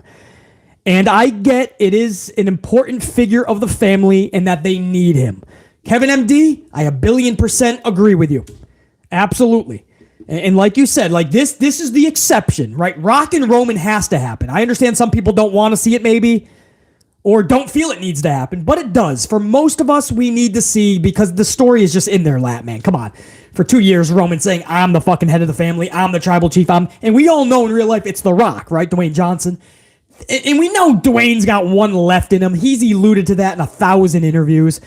Dude looks the part, can rock the part still. He's in ring shape today. Don't let him fool you. We know this has to happen, but I 1,000%, 1,000,000% agree with you. This is what the company does far too often. They just rely on superstars from the past, and it goes, Kevin MD, it's what I just said, man. WWE for years has refused to make larger-than-life stars. It's like they don't want to. And the report we got a couple years ago is that Vince doesn't want anybody to become larger than the company itself. But I agree with you. That's been a big problem for this company. And by the way, and I'll get to that in a little bit, it was Brandon Armstrong. Brandon Armstrong with that banger bomb. You're getting all the love in the fucking chat with all those fucking banger bombs, dude. So Brandon Armstrong, I'm going to get to that in a second, man. Much appreciation on that. Kevin MD, I absolutely agree. Dave Mealy, which by the way just got remembered up. $9.99. Dave Mealy says, feels so dang good to get the gold card back. Is it just me, or is there a possibility that Sammy and KO team up against the Usos for the titles at WrestleMania? That's what it looks like to me. First of all, Dave, welcome back to the gold status. You were a member before. Was there a cancellation? Maybe it was the tube fucking cancel. Who the fuck knows? But either way, good to have you back, man. You should always be gold status. You're one of the tried and trues up in this bitch. Secondly, Dave, yeah, that was the talk from the beginning. Jera9 Gaming can back that up as well. A lot of the chatter was Kevin Owens, Sami Zayn will be taking on the Usos for the tag titles at Mania. It's sitting in their lap. It's the way to go. Then we saw what happened Saturday night, and Jey Uso said, peace, deuces, I'm out. I'm hitting my own fucking bricks. So now it looks like Jay's going to be fighting alongside Sammy and KO through Elimination Chamber. But we do expect Jay to turn back with the Bloodline come Elimination Chamber, and that is possibly where you're going to see that tag team match. But, yeah, Jared and I absolutely agree. But that was the chat, or was the chatter, Dave, and we still feel like that's probably where they're going to go. It's the easy way out, and it could still make sense if they do it properly. Dave, good to have you back. Gold, man. Sheriff Rivers, 10 spot, couple of coffees. Sheriff Rivers says, I'm here, unit, but we'll catch this soon after I get off work. Not going to lie, that spot with Zaya and Vega on the apron was the best part of that match for me, besides seeing our girl Roxy. Sheriff Rivers, kick ass at work, man. Shatter that shit, be better than everybody else. This will be up on the channel afterwards. I appreciate the appreciation. Sheriff Rivers, I agree that was a badass moment. I didn't know the type of anime or video game that they were trying to recreate, but I just thought that Zaya and Zelina looked badass, and I think both can do wonders together in a cool storyline. I really do. I'm not saying they need to put out a 20-minute, 10-star classic, but I just see Vega, I see Zaya, and I just think they would be so much fun together. So Sheriff Rivers, I actually agree with that, man. Chris Cooper, 99 cents with that fucking super sticker. What up, Chris? Appreciate it, dude. Prime Killer, 5 spot coffee says, problem with hot storylines is finding ways of properly ending the storyline. Case in point, NWO story never properly ended due to Hogan's politics. Exclamation point, Prime Killer. There's nothing else I can add to that. That's exactly what happened to the NWO. There's a few other things too. Bischoff actually fucked some things up way before that we're not going to get into because that would be a whole nother stream. But in large, Prime Killer, yeah, Hogan absolutely derailed what should have been their finale. And you are right. That's the problem with storylines. And that was the problem with the Bloodline originally. People within WWE, we were hearing this from reputable sources, that they didn't know where to go with it, really. So it took a lot of work, but they ended it correctly. Because make no mistake about it, what you saw Saturday, guys, yes, it's still continuing. The story's far from over as a whole, but that was definitely an end of one of the books. This is like one of those not even chapter, like book series, you know what I mean? Like a fucking Harry Potter collection or something, where you have one book and then it comes to an end, and then you gotta wait for the next book. It's like a series, right? That was absolutely a culminating finish, guys. That was the end of that book. Now we wait for the next book to start up, and that should start up tonight. Tonight, we all should start reading the first pages of the new Bloodline book. You know? Bloodline, the Curse of Sami Zayn, or some shit, you know? But the new book starts tonight. So...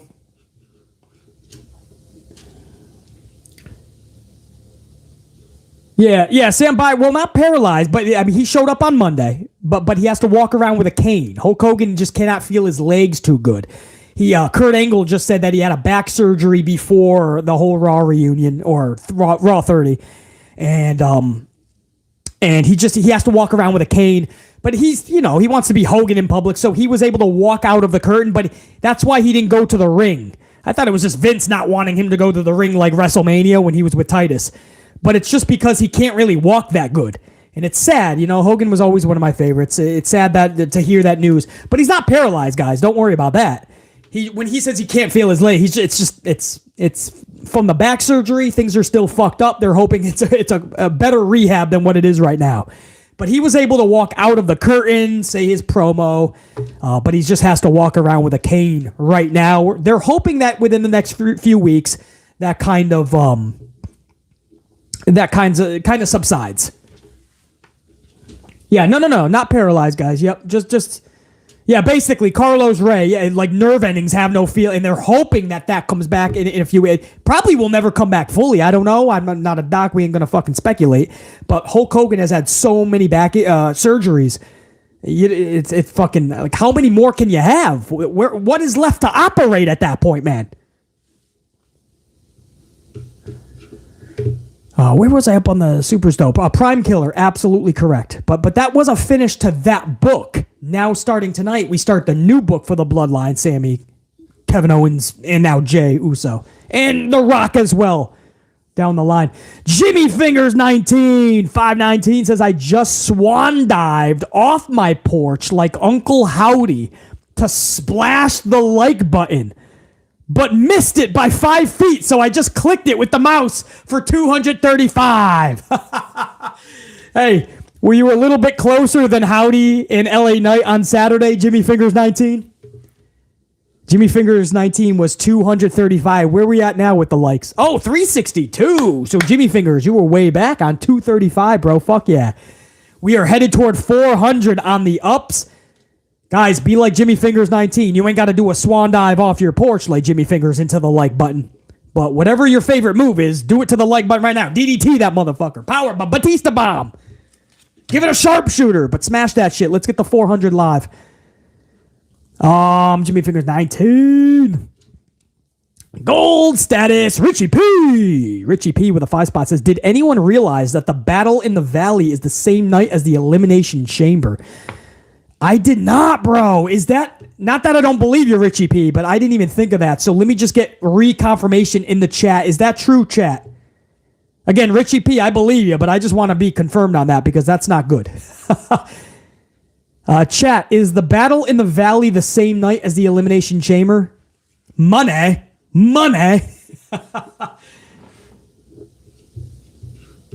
JR9 says it is true. Oh, man. I mean, I have to do elimination, though, right?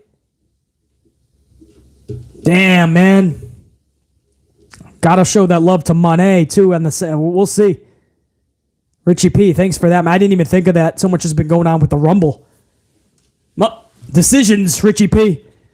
That's what we got to make now. Jacqueline Robinson, 20 spot. Jacqueline Robinson throwing Coffee over at the over on the channel. Jacqueline Robinson's Bray. Yes, Bray. I almost said Brock. Bray said in the conference after the pay-per-view that him and Alexa will always be connected, and in time team up. So in the meantime, let's enjoy the story and let it breathe. And his fans stop rushing into storylines. Thank you for your time and videos. Jacqueline, thank you for tuning into the videos. Thank you for your time, Jacqueline. Salute. And Bray is exactly right. They're always going to be connected. They pulled in some of the best when Raw was failing in the ratings more times than not, every fucking week. There was one segment that was always on the up. It was Bray and Alexa's segments. That's not by coincidence. The majority of the audience was into what they were doing. No matter what bullshit you hear in the community, it was always capturing the most eyeballs. Bray and Alexa, they're always going to be connected. Watch WrestleMania when she was up on the Jack in the Box. I always say this. Holy shit chants louder than anything else in that WrestleMania. Listen to the reaction for Bray Wyatt every single pay-per-view. This guy, it's like unlike anything you'll ever see. And Alexa and him were really good together. They're always going to be connected. In time, we are going to see something with them. But Bray is right. Everybody relax. RELAX, like Aaron Rodgers would say. In time, everything will be good. Enjoy the ride. Enjoy the storyline. You know, let's see where it all goes. But don't just jump into it. Don't always feel the need that we always have to have the answers right now. Enjoy the ride sometimes. When Bray and Alexa are doing that, just enjoy that shit, man. You got to rip it all apart. So Jacqueline Robinson, my point is, Bray is exactly right. Jacqueline Robinson also says, hold on, we got a new member too. New member to the channel, Angel. Alega. Angel, welcome to Amp Unit Gold, man. Good to have you. I appreciate the support. Next level. And just know that these members only, it's my way to show that appreciation right back. So I just wanted to give that shout out to Angel before I go to the next super chat. That does not go unnoticed. That goes up into a special green highlighted column. So I appreciate that, Angel. Always taking new applications for new gold members, man. Earn your gold card. Much appreciated. Jacqueline Robinson wasn't done after that 20 spot. Jacqueline Robinson with a 5-spot coffee says, I dropped on a like button and cracked and broke under the pressure. Oh no. Jacqueline Robinson went, what, an elbow drop onto the like button and you got injured? That shows you how much fucking energy you had going into that fucking elbow drop. Jacqueline Robinson, we'll say you were around 300. We're at 380 now. We're about to hit 400 soon, man. Appreciate that, Jacqueline. Luke Hamilton with a 10 spot. Luke Hamilton says, first super from me. Love your insight, BC. Agree with most of what you say. I'm glad I found your channel. Peace and love from the UK, man. Yo, from the UK or from the US to the UK, salute to Luke Hamilton, man. I appreciate those words. And your first super, man, never needed. It's always appreciated, but never needed. And I appreciate you, Luke Hamilton, man. Glad I found your channel, says Luke. Well, I'm glad you did too, man, and I appreciate those words. And I look forward to seeing you much more up in the chats, man. We do members only like this several times a month. And then a bunch of times, most of the time, we're going to have the whole red team of the unit, my entire amplified unit, man, on the live stream. So either way, whether you're gold or not, Luke, I hope to see you up in here a lot, man. Salute. Welcome to the fucking unit. Miles Angel, $9.99. I went to the Rumble on Saturday, and that crowd was so lame the whole show. Then when Sammy turned on Roman, that was the loudest pop I ever heard. I was like, finally, they woke up, LOL. Man, it did come across on TV to BC. A lot of times they looked like they were jacked up. But that's the problem when you have 50,000 plus people or even 45,000, whatever the final actual number is going to be. WWE touted over 50. You never can really get a gauge. The wrestlers say they can't even hear it really when they're in the ring, when it's a stadium and you got tens of thousands of people. So it might sound loud. The wrestlers can't hear it. And to us at home, we can't really tell a lot of the times. So Miles Angel, but you were there. See, I know a lot of people that were there, and they said their sections were on fire the entire night. So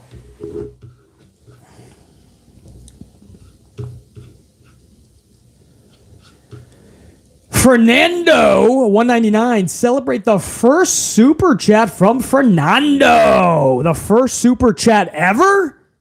Ever? Damn, Fernando. Celebrate good times. Come on. Strict Tango, 2-spot. Thought wrestling is real when kayfabe was alive.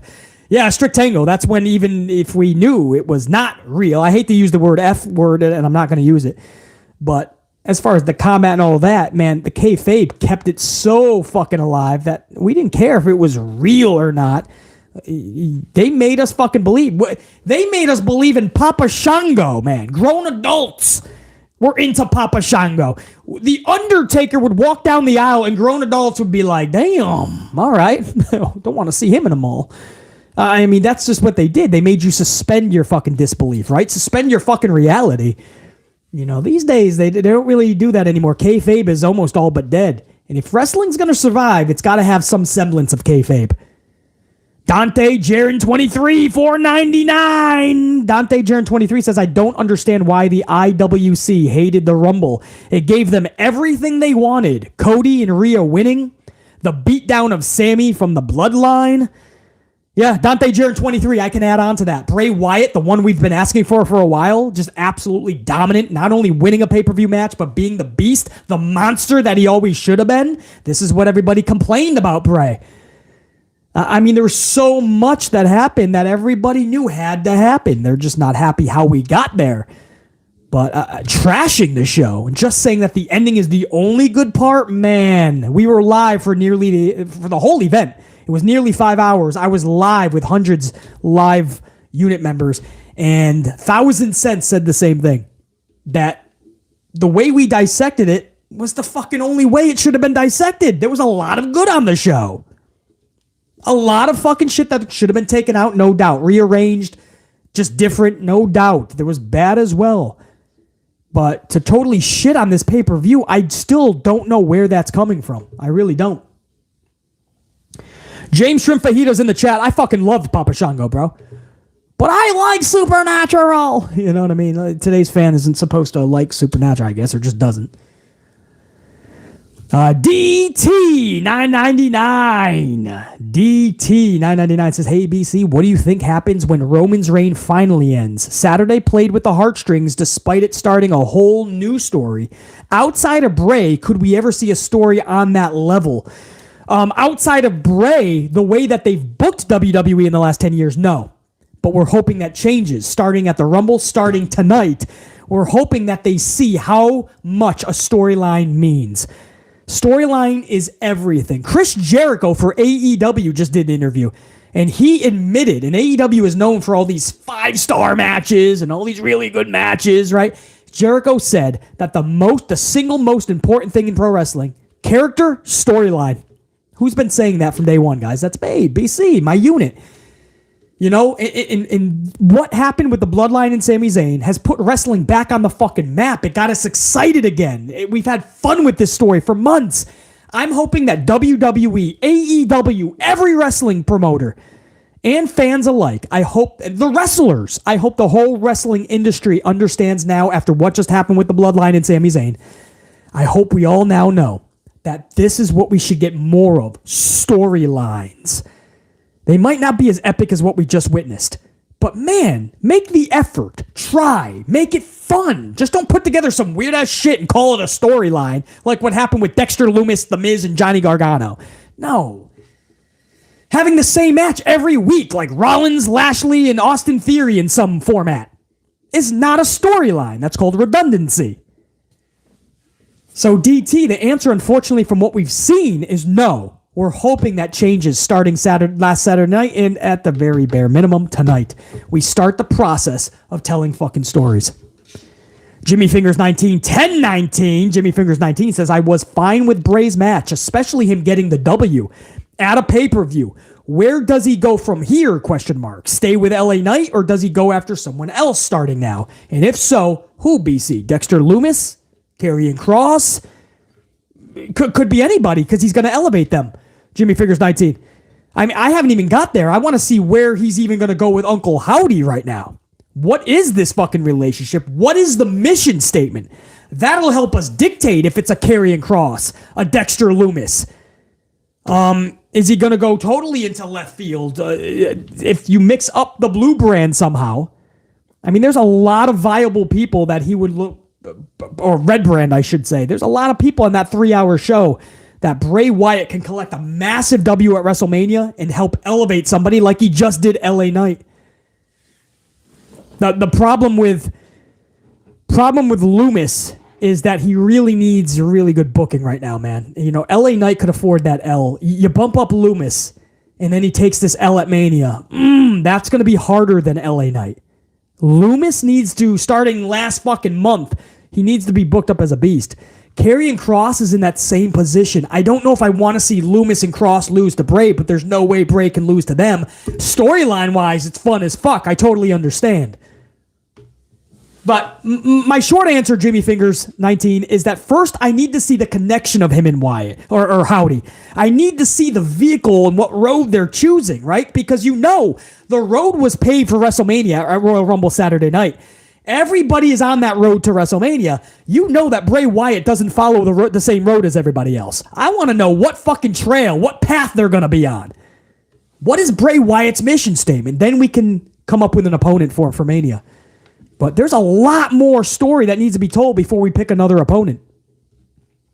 Clutch City Fan 10 spot. I met Paul Heyman this morning and told him that was one hell of a finish on Saturday night. I also thanked him for being part of the best story in wrestling. He said, stay tuned. There's more to come. Well, not only that, Clutch City Fan, and I'm glad you told him that, as I'm sure he knows by now. He's got a pulse on the wrestling business. And Paul Heyman, I'm sure, has a lot of fucking influence on what we're seeing on our television sets, on these pay-per-views. Paul Heyman is a massive part of this. So I'm sure he was grateful to hear that.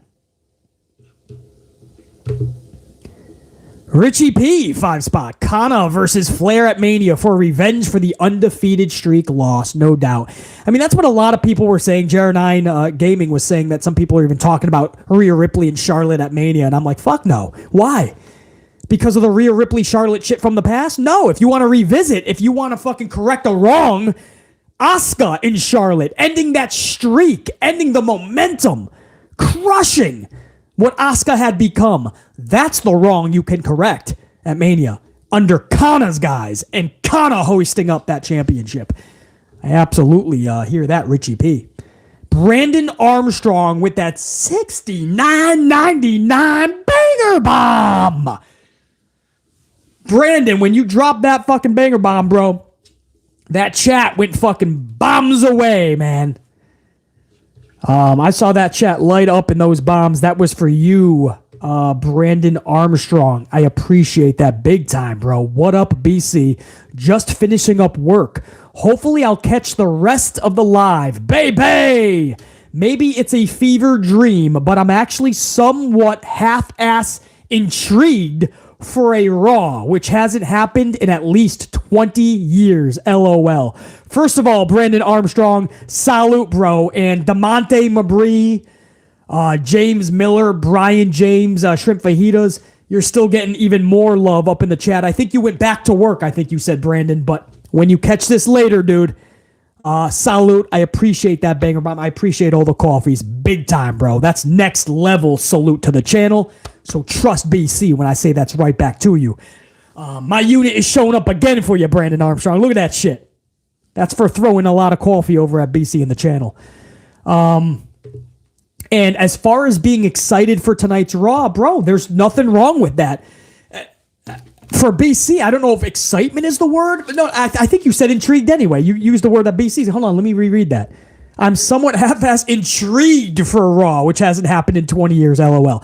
Same word I would use.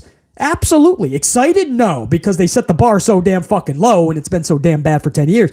But BC's intrigued because I just gave you guys, my list was 10. I came up with 2 more. I have 12 things that WWE needs to start doing tonight storyline-wise. There is 12 possible stories sitting in their lap. If you guys are just tuning into at the tail end of this stream, you got to go back like an hour and a half. I went over 12 fucking situations that should become really good stories leading into Mania starting tonight. There's 12 different off the top of my fucking dome piece that should be starting to captivating us tonight. And there's no reason that we shouldn't have 12 really good segments. Royal Rumble has a lot of momentum and steam coming off it. Whether you liked Rumble or not, it was wildly successful. Carry that momentum into tonight, into Friday, into the Chamber, and straight the fuck onto that path to WrestleMania. Absolutely, there's intrigue there. Brandon, I'm absolutely with you. Will they deliver? I think history has told us probably not, but I'm being hopeful, right? I'd rather look at it as glass half full, which that's a problem. We need to do something about that right now.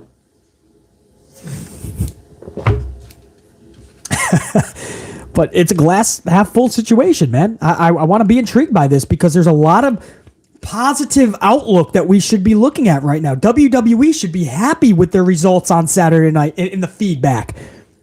A lot of the community shit on the Royal Rumble. That's bullshit. It was not that bad, and we got one of the best fucking stories culminating at the finish. And through that culmination, we start a whole new book with the same storyline. Come on, man.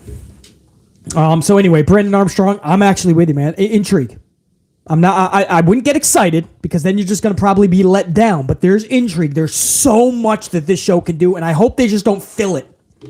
I hope they still don't fill it. I mean, somebody in the fucking chat a few times, I don't know who it was a while back, said that Seth Rollins is going for the U.S. title again tonight. I hope that's not true. And can somebody in the chat give me confirmation on what Rollins is doing tonight? Because I said that's the one thing you can't do. Logan Paul and Seth Rollins should be setting something up tonight. Logan Paul eliminates Rollins at Rumble. They had that stare down. Rollins was pissed. The match would be incredible. Rollins has nothing else going on for him. Nothing. He can't get into the Roman thing. There's too much. Sammy, Cody, The Rock. Roman's got his hands full. The best thing you can do with Seth is put him in something fun. Logan and Seth, fuck yeah. You already started that. You planted the seeds at Rumble. Why the fuck would Seth Rollins go for the U.S. title again for Austin Theory? The same thing we've been seeing all of 2022. JR9 Gaming, U.S. title chamber qualifier. No, we're doing chamber qualifiers? Oh, man, that's not good. That tells me this could be a filler show, guys. This tells me they could just throw a bunch of fucking matches out there just to waste some time. And the payoff is they're going to qualify for the chamber. And for what? What's the prize? You're going to get to go to fucking Austin Theory? Or you get to be in the fucking title match for Theory's title? Is Rollins going to go for the same fucking title he's been trying to get for a year now? The fucking U.S. title. A title he's already held. How is that fun for anybody? This is what I mean. Carry the momentum from the Rumble. It's like they blow their fucking load at the Rumble and then they're just like, all right, business as usual. JR9 says Cody is going to kick off the show. That's exactly what I said needs to happen. You start that shit hot and heavy with Cody. And I hope it's just not a few words, but it probably is going to be. But I would love to see something huge really happen in that first segment. Really kick the show off with some fucking suspense and really getting people's adrenaline going. Instead, you're probably going to get Cody say some words, and that's going to be it. And then we go to fucking Kevin Patrick, and he'll say something stupid. And then we'll go into the first qualifier of the night. But I'm still Brandon Armstrong. I'm still going to be holding out intrigue, man. I still am going to go into this 3 hours tonight hoping for the very fucking best. And I got to give another salute to my unit, man. We just went over 400 live. Guys, I gave a half an hour of notice. I went live on a fucking Monday afternoon / evening with a half an hour of notice. And we're headed toward 500 on the ups live, guys. Hundreds up in here the entire fucking stream. I really do appreciate that, man. I do everything you're not supposed to do on the tube, right? I only give a half an hour notice. I come in at the weirdest fucking times, and you guys show the fuck out, man. Much love. Let's take that to 5, because why not? Brandon Armstrong, I appreciate that banger bomb and all of those fucking coffees, dude. We weren't done, though. We are not done with that banger bomb. There was actually more that came in. We still got a half an hour before Raw, so don't worry, guys. I'm going to fucking keep rattling these off. Jimmy Fingers 19, 519 says, BC, when you get a chance, seek out Mark Briscoe's eulogy from yesterday. He tore the house down with inspiration and lifted that room up from grief. I absolutely will be, Jimmy Fingers 19. I just don't have the time. I mean, literally, when I jump off this, I have to get a couple more coffees, do 3 different sets of business, and then do my notes for Raw. And then I have a lot of paperwork after Raw. It's going to be rough, but I absolutely will be. I've already told myself I have to make it a point to check out the Briscoe's eulogy. I heard it was fucking dynamite, no pun intended. Jacqueline Robinson, 10 spots says, BC, you miss a good one. You said if Kana turned up, you give it a good like. Pat, but all seriousness, I hope they don't drop the ball with Kana booking going forward as they did with Asuka. Yeah, I know. I said if Kana shows up, she'd get her own like. But I felt that with Pat McAfee, we gave that one a mulligan. We put that in the good column. We gave that a, that's what she means by like. We put him into the good column. I said, you know what? I can't just be giving up all these good column mulligans. So I just put the Kana thing as a whole as a part of the women's Rumble match. But Jacqueline Robinson, I know. I probably should have given her her own fucking good. And yeah, I hope they don't drop the ball with her. That's what I'm saying, man. Starting tonight, you do something proper with her, and you make her WrestleMania match segment moment something so special. Give her that WrestleMania moment. And if it's not going to be for a title, you better give her one mega moment. This is the new Asuka. This is the Kana version. Let's go. Let's rock. Jacqueline Robinson, totally agree. Network guy Dave, 25 spot. Throwing a bunch of fucking coffees at the channel. Network guy Dave, salute. You guys are the fucking best, man. Network guy Dave says, what up, BC, and what up to the AMP unit? Some people in the IWC are fickle. The Rumble wasn't as bad as people said it was. Also, WWE needs to start utilizing their current roster. We remember when we had the New Generation era back in 1994. Yeah.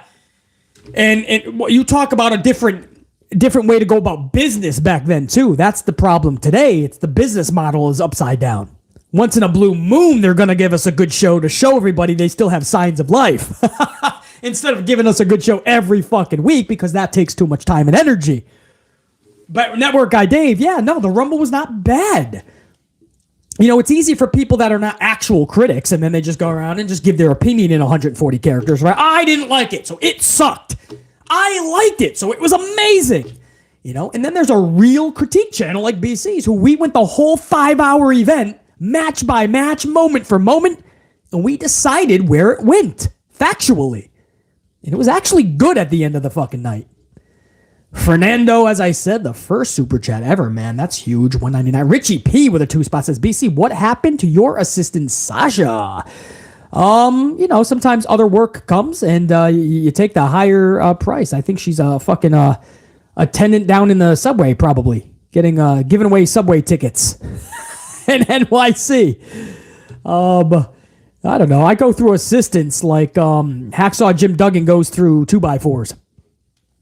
I go through assistants like the $1 Million Man Ted DiBiase goes through his $1 million belts.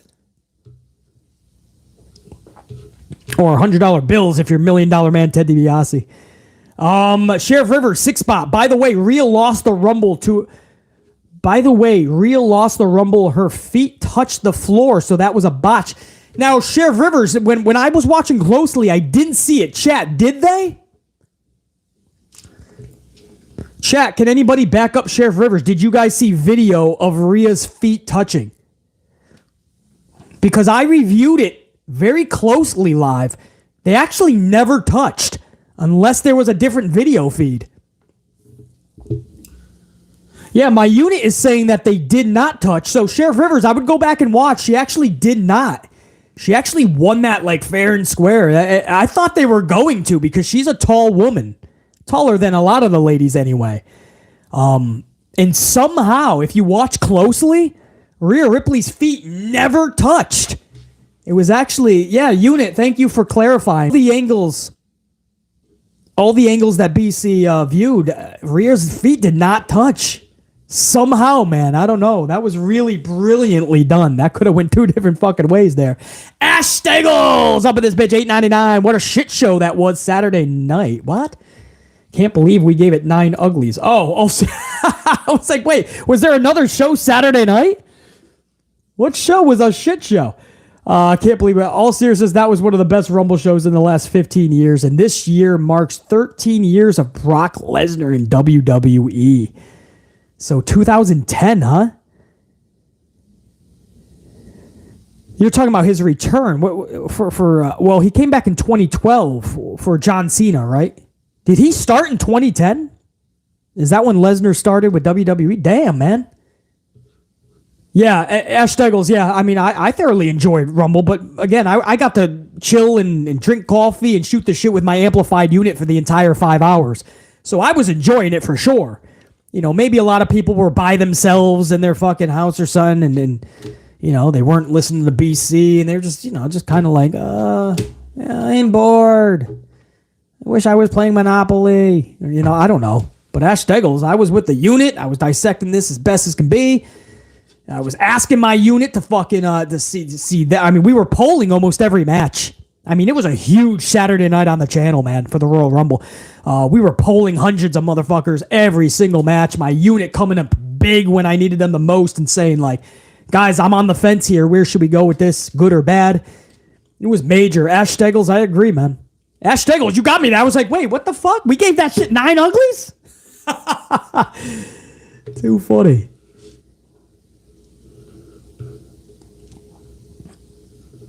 So, guys, I think somehow, man, I think I was able to get through every fucking Superman from Ash Steggles, Sheriff Rivers, Richie P, Fernando, the first ever Super, Network Guy Dave, Jacqueline Robinson, Jimmy Fingers 19, Brandon Armstrong with the fucking banger bomb. Much love and respect over to you and all those coffees sent over. That appreciation is right back, dude. I said Richie P, Clutch City fan. Jimmy Fingers 19 several times. As always, one of the tried and true tops. DT, Dante Jaron 23, Strict Tangle, Miles Angel, Luke Hamilton. Welcome to the channel again, dude. Jacqueline Robinson several times. Jacqueline Robinson, top notch. Prime Killer. Chris, Sheriff Rivers a couple of times. Dave Mealy back gold status. Kevin MD, Jane Donnelly. Man, so much love and respect up in the chat and up in the supers. Appreciate that big time, guys. Yeah. Yeah, the feet didn't touch. Yeah, not that I know of. Rhea did that fucking brilliantly, guys. That was actually really fucking, I don't know how Rhea Ripley is a tall girl, man. Like, how she pulled that off, no idea, because I thought for sure they were dropping.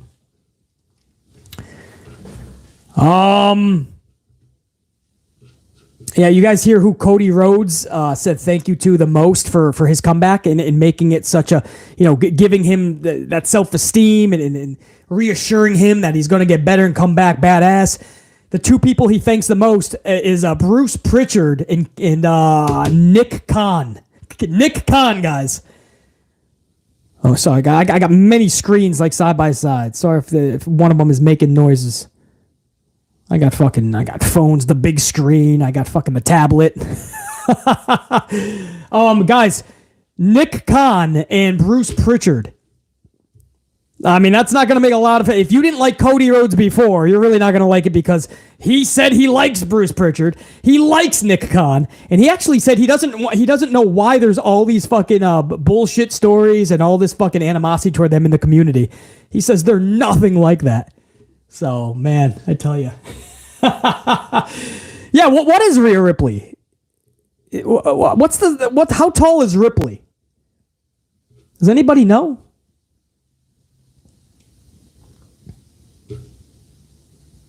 Nasir Alexander, 199. The card for Raw is out. What is the card? What's it say? Because I know there's going to be a bunch of fucking qualifiers, Nasir. And that's not good, man, because that tells me it's going to be a lot of filler, bro. VIP Lounge with Austin Theory. So we're just going to do another Bobby Lashley as well. We're just going to keep doing Lashley and Rollins going for Theory's championship. Can't believe it, man. Rollins versus Gable will be a good match, but that's where it ends. Candice LeRae versus Io is just going to keep this weird thing with Io and Dakota and Candice LeRae and who is it? Munchkin? I think Munchkin and Candice. You guys are all over with Rhea's height, man. I'm getting 5'7", 5'8", 5'10", 5'11". Well, either way, how she kept from fucking putting both feet on the ground, that is something, bro. Unit, thank you, man. That's the stream that I got for you. We're about to approach 2 hours, and we are about 15 minutes away from WWE Raw. So that was for my members, man. I was going to do that for the Rumble, but I wanted to open it up to everybody, man. Red Team Go for every unit member listening now or has been the last 2 hours. That's not part of the Gold Team. Much love to you guys, man. It doesn't matter if you're gold or not. You get that respect right back. Thank you so much. And that's why I wanted you guys to be a part of the Rumble chat and live stream. Most of our live streams are always going to be everybody. So thank you. Once in a while, several times a month, I want to do members only just to show the same support that the members are showing the channel. And that's what tonight was. So appreciate you, all of you guys, man. All the members, thank you. James Shrimp Fajitas, all you guys thanking me. Nah. Thank you. Because you guys already fucking support the channel the highest way possible. You're already members. So this is BC's time to thank you. And on the way out, you guys can take out, because this is going to take a few fucking minutes, but it's roll call time. Again, it's probably best if you guys just tune out now. Go get ready for Raw, man. Go take a fucking piss, make a sandwich, get a new coffee. But if you want to stick around for the roll call, BC's going to take a few minutes to roll call my entire fucking gold team, man. Salute, everybody. Much love and appreciation. And let me start this motherfucker out. Let's go. Roll call right before Monday Night Raw. JR9 Gaming. Carlos Ray. Ash Sims. Godswilla. And Jack Brewer. Thank you, guys. Also, Jacqueline Robinson, Sir Charles, Sadiqa Flowers, and Anthony Bowley. Appreciate it, guys. Gold status. Also, we're far from done. Ray Foreman, Kim T, Jimmy J 145, Crimson Blue 82, Dante Jaron 23, A. Merrick, and James Miller. Salute. Oh, you thought I was done? No. The gold team goes deep, guys. Eric Leno, D. Carre, Cy Parker, C.J. White, P.B. Silly Pride, and Deontay Thomas. Salute. No, I'm not even close to done, guys. Sam Byers, Ash Steggles, Richard Wade, DeMonte Mabry, DJ is a Prodigy, Alicia Vukovic, Batty Banks, and Trina Scott. Salute. Also, Patrick Charles, Pimp Jesus, Richie P, Janelle Layton, Raymond Karan, and Nessie Sunflower. Salute. Discovery Metal Legion, Osia Weidman, Santivia Major, Jared Kelly, and James Shrimp Fajitas. Keep rockin', brah. G, a.k.a. True Life, The God, WWE AEW Marvel fan, Kay Doherty, Christopher Blackshear, and Renee G. Salute. Network Guy Dave, Sheriff Rivers, D. Stanzalone, Xavier 2882, Eric Decker, and Jay. Salute. We're not done, guys. I told you the gold team goes deep. Dwayne Piazza, Quentin Gilbert, Cosmic Fool, Pile Driver Finisher, Savage 1024 The Punisher, and Limitation X. Salute. Oh, by the way, I'm not done. Big Nang, gold status, Redhead Kingpin, Brand Q, featuring Quincy, John Gray, Nathan Savay, Miguel, and Rachel Rocca. Salute. Not finished. Jay Khan, Mr. Big 200, Titan Poetic Chef, AWS Promotions, Peter Kakaro, Reese Money, Ron C. 23. Salute. Mardo Mayai, Chon Cena, TJ Baines, Smokey, Eric Newton, and Jamal Straken. All gold status. Not finished. Swift 718, Crimson, Brian Robinson, Derek Davis, Lee Laws, and Venus Soldier 92. Not finished. Robert Hurt, Snake Venom, Silver Black 31, Jimmy Fingers 19, and Sterling Range. Cassandra Love, Ozzy Edwards, Soldierman 1984, Clutch City Fan, Kevin M.D., Taryn Dawn, and Jane Donnelly. Salute. Damn, I ain't done, but I gotta get a swig. Buggy, Unique Butterfly, Willard Bayless, Nick Clark, Sean, Ray Hunt, Kevin Johnston Sabres News Consolidated, Chaos CAK, The Up Channel, and Colin. And Malachi Ward, TR Man, and EZ Does It. All gold status. And you know what? A new member right now, right at the nick of time, man. The perfect timing. I just reached the end of the fucking list after several minutes. And a flock of morons, gold status. Welcome to the unit. Salute, everybody. You got about 10 or 11 minutes before Raw. We'll do this again soon. Tomorrow, the review for Raw could be audio format only. Could be live for all I know. Could be pre-recorded. But you guys will get 3 hours of the Raw review. I mean, I'm not going to be 3 hours. Unless I am live. Then sometimes I do go 3 hours. I don't know. Tune in tomorrow. You're going to get that fucking review. Till next time, BC, saying check you. Top guy, I'm fucking out. Salute, unit.